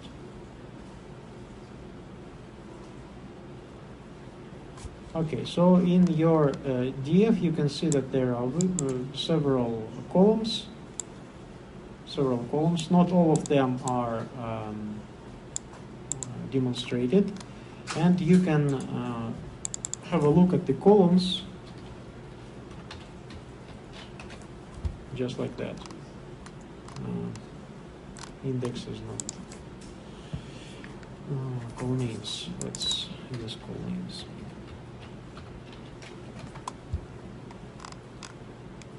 What?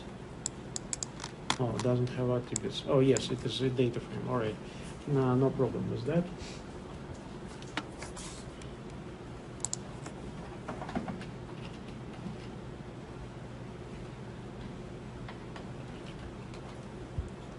So here, it's not the function, it's just the name.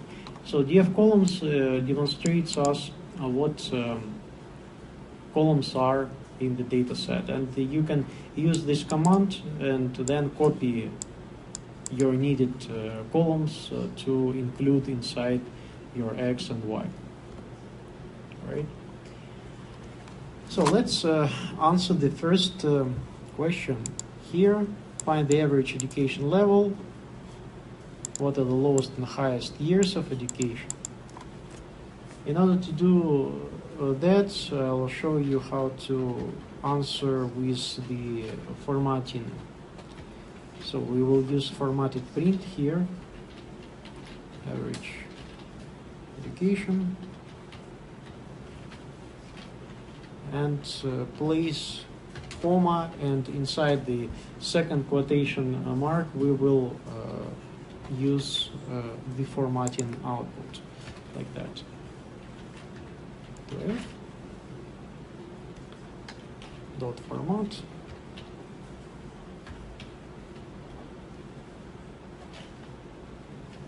Quotation mark ends here.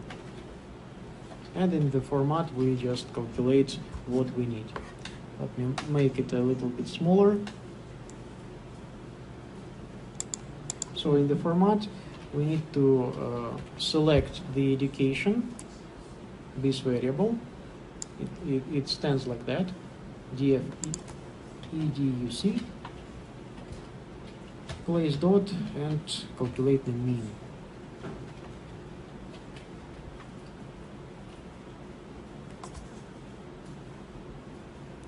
What does it mean? So here we state that we would like to output everything that goes after format,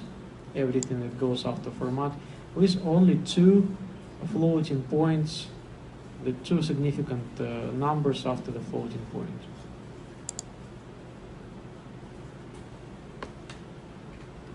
So the whole command is like that. I'll place the enter after comma in order for you to capture what's going on. Okay? So data frame is the name of the data frame. In the squared brackets we can use the name of any column we would like inside the data frame, and after we finish selecting the column we provide the method mean or minimum or maximum, just like here, and the overall output will be like that.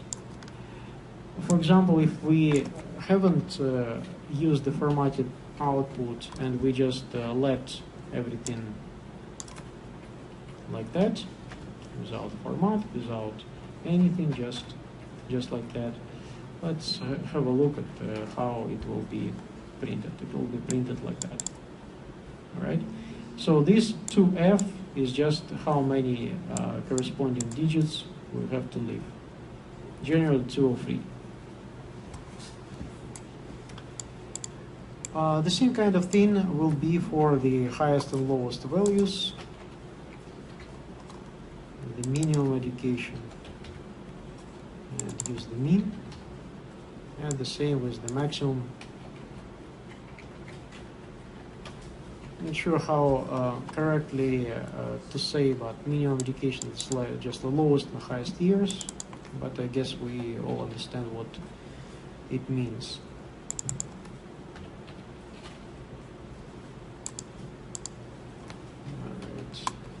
Let's have a look where we have there. Line 18. So somewhere everything is okay. TF education mean.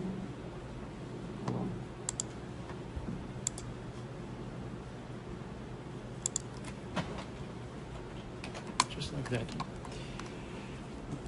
Okay, so it shows that the minimum education is 0 years, maximum education is 18 years.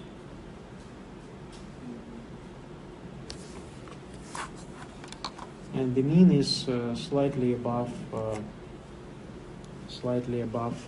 the average. Average, I mean, between 0 and 18.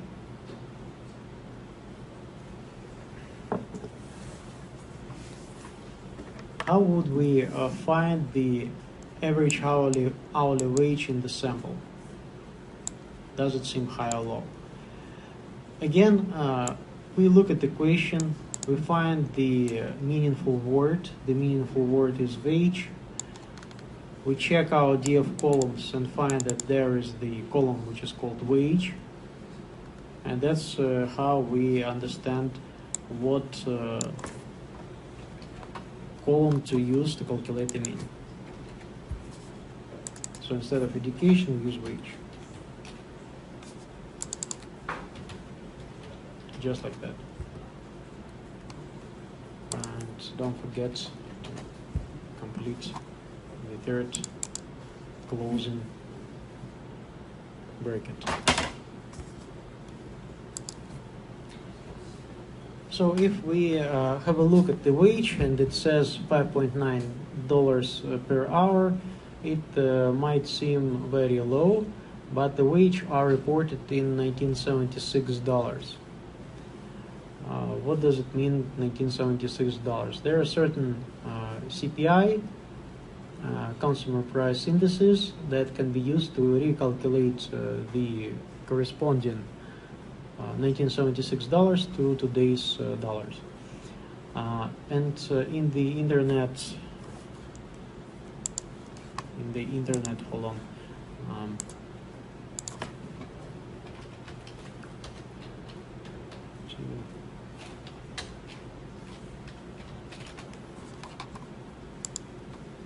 And we can use 5.9 and recalculate. It will be around 30, I believe.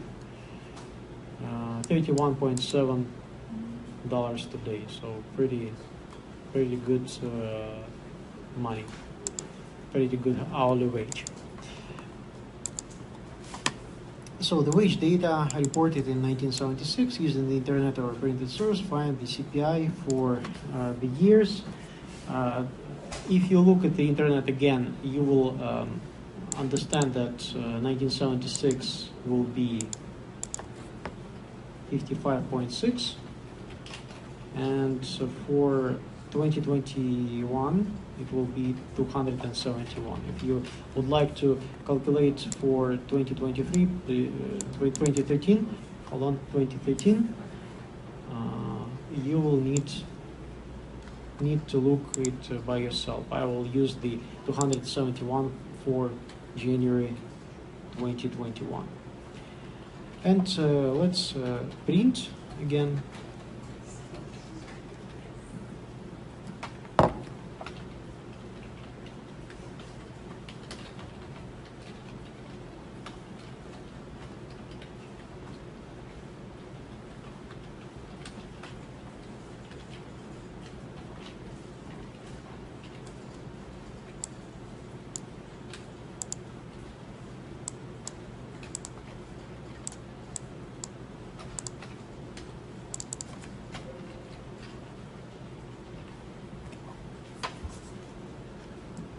So everything should be printed in the after the chunk of code, actually, in order for you to check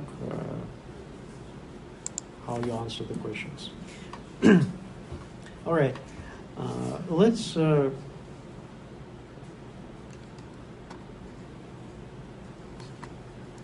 using the internet find the CPI, and yes, we have found. Use the CPI from part 3 to find the average hourly wage. Okay, so let's also create a couple of variables. For example, CPI 1976 and CPI 2021.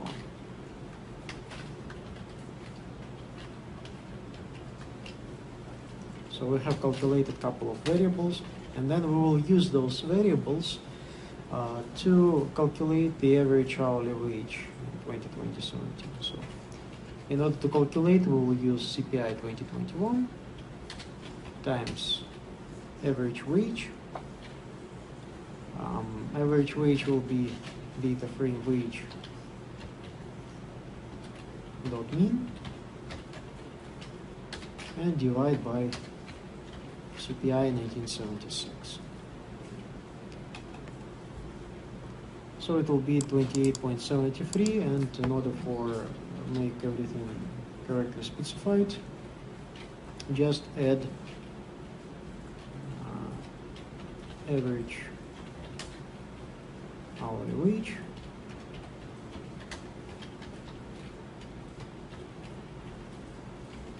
in 2021 prices.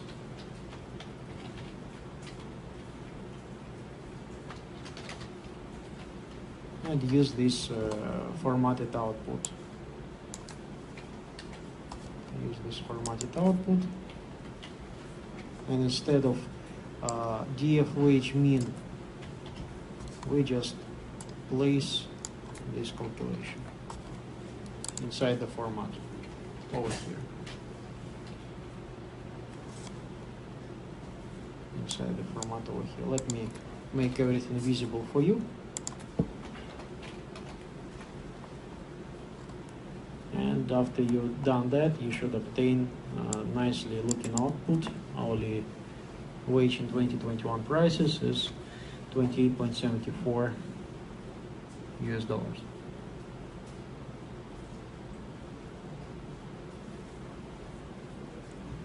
Okay, so in printing there are text in quotation marks, whatever you like, then comma, then how you would like to format the output, and in brackets after format you just specify the formula.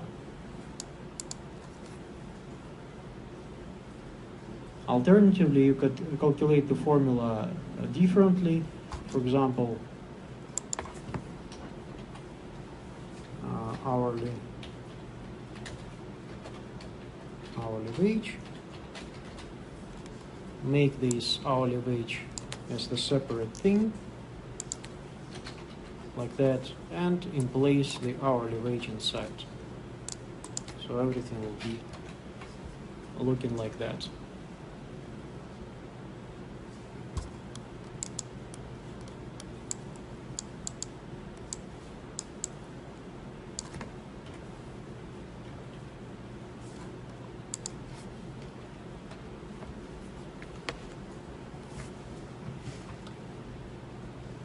So after we have specified the hourly wage in 2021 prices, 28.74, it's quite a lot.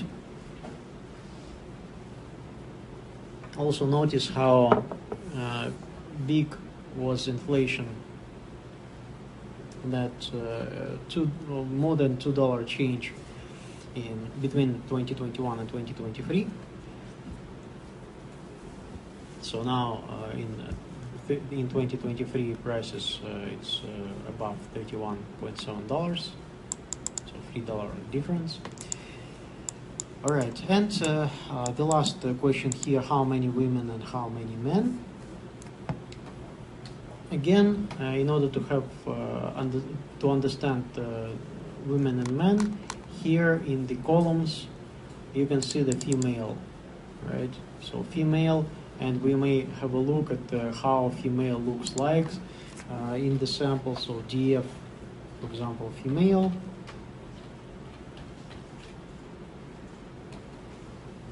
And we can see that there are ones and zeros inside. So that means this is the binary variable, and we just may calculate. The sum of ones there. For example, df female dot sum will give us how many females in the sample, 252. Now we need to understand how many males in the sample, and I suppose that there are only zeros. We cannot sum zeros. That means we need to subtract the number of observations. We need to subtract number of females from the number of observations. So how to get the idea of what are the dimensions of our data set? And let's go here, and I'll use the command shape, the df shape. So df shape will show you two numbers. The first one is the number of observations, 526 rows and 24 columns. So obviously we will need the first value. In Python, the number starts from 0. So df shape 0 will give us the single number 526, number of observations. And if we use df shape 1, it will give us the number of columns 24. So df shape 1 is the number of rows in the data set, and we will use df shape 0 in order to understand how many men's, how many males are in the data set.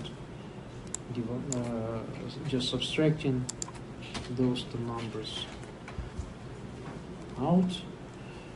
And you can see, because we haven't used the print command, this row is just lost in the output. So we need to maintain printing to keep all the output inside.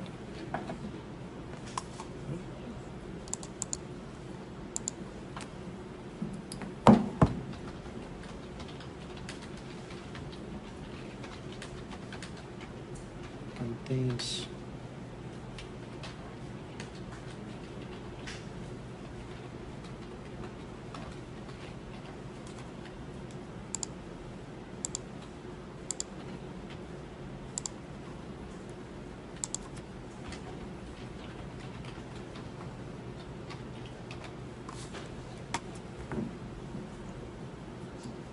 Don't forget the commas, so you separate three parts of output here. The first one is just text, comma, some number, comma, again text. It will place spaces in between automatically.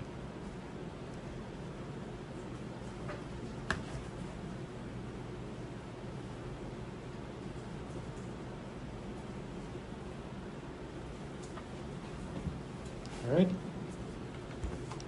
So these examples will just give you idea of how to deal with DF, data frame, how to calculate various descriptive quantities, and how to output your findings in text.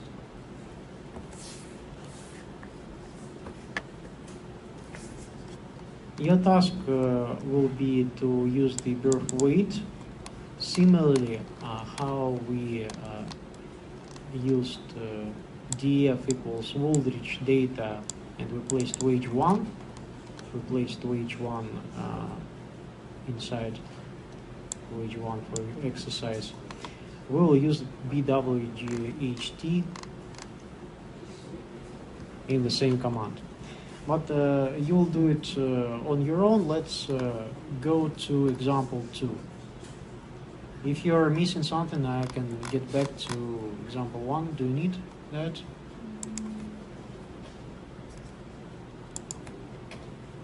Here's how it looks like, right? Okay. Okay, let's continue. Example 2. The data is MIP01, the state of Michigan. Use the data to find, again, largest and smallest. You already know how to calculate largest and smallest. Does the range make sense? How many schools have a perfect pass rate? I believe that perfect pass rate is when the score is 100 on the math test. Calculate the percentage in the sample. Okay, so here we just load DFS Wooldridge data and place inside the name of the data set MIP01.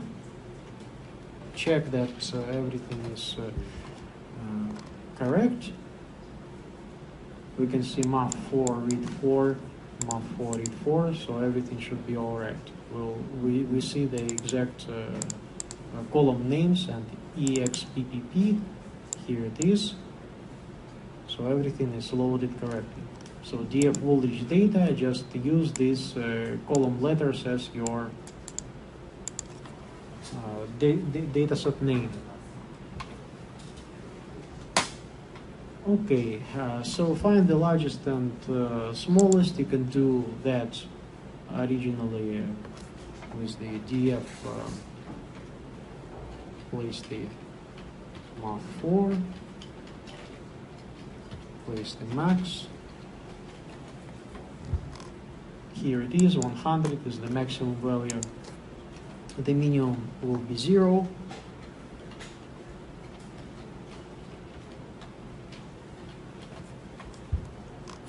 Yes, so it makes sense. The largest and smallest are 100. So some of the students obviously haven't passed. Some of them passed perfectly. Again, in order not to lose everything, we just create some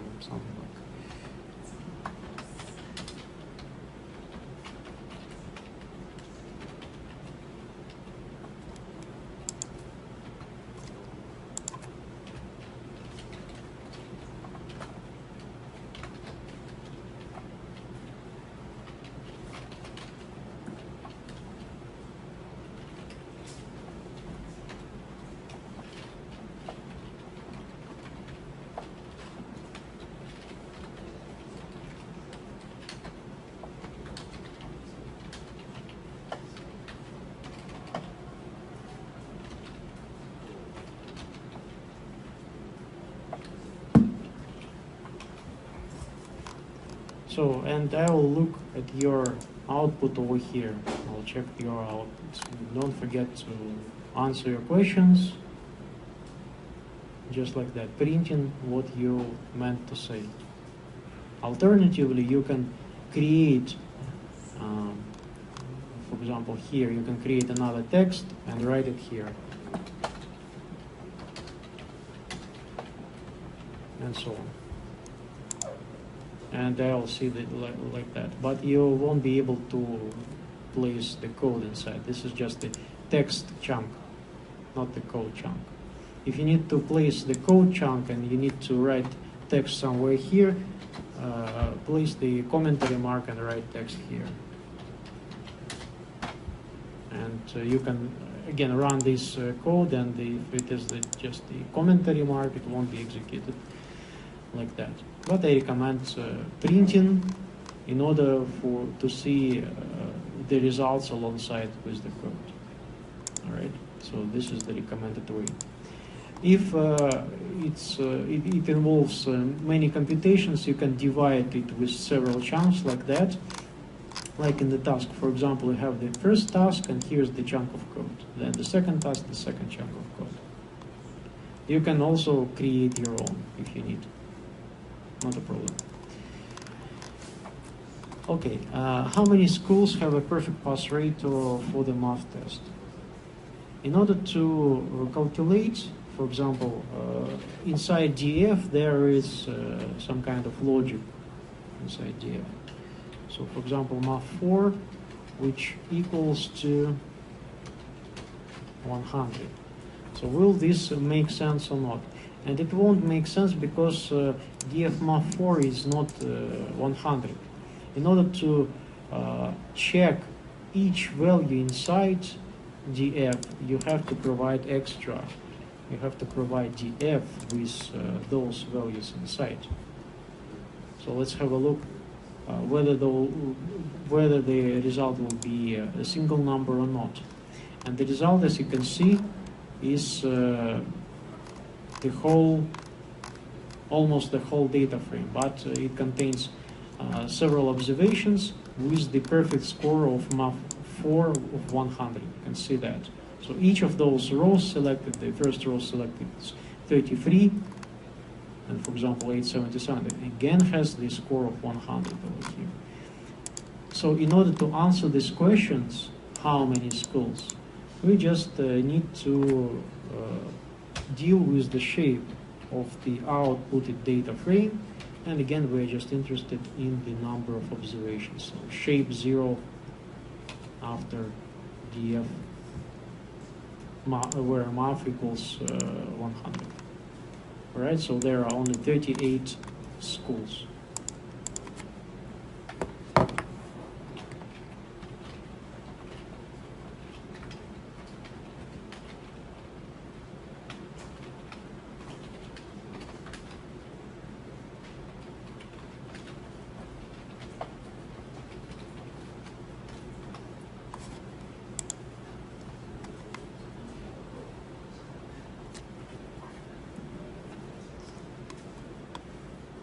be very specific with the brackets. So here are the squared brackets everywhere. The rounding brackets are only with the print function.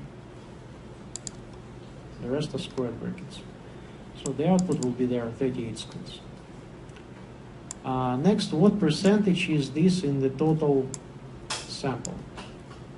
What percentage? So we need to calculate 38 in corresponding to the amount of schools.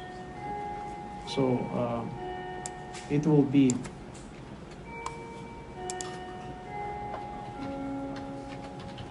perfect pass, for example, and then we calculate it as the perfect pass divided by the shape of the original data frame. DF shape 0 and multiplied by 100.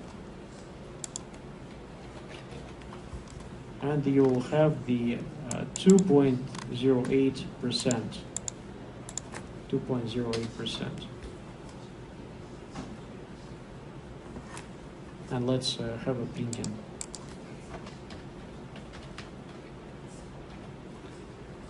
Print the perfect pass.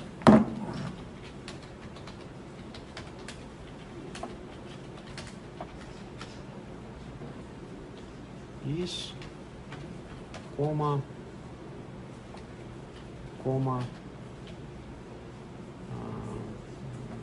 percent of the total sample.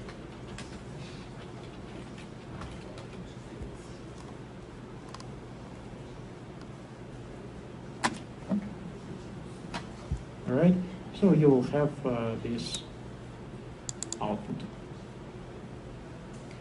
The rest of the examples will continue next week. Try to make at least task 1. Try to experiment with Python a little bit to help you to get understanding with the rest of the course. But again, nothing fancy. It will be pretty straightforward using the pandas and using the basic operations. So after R programming, you'll be quite okay with Python. It's very much similar to the R language. All right, thanks for coming. Let me check attendance, and that will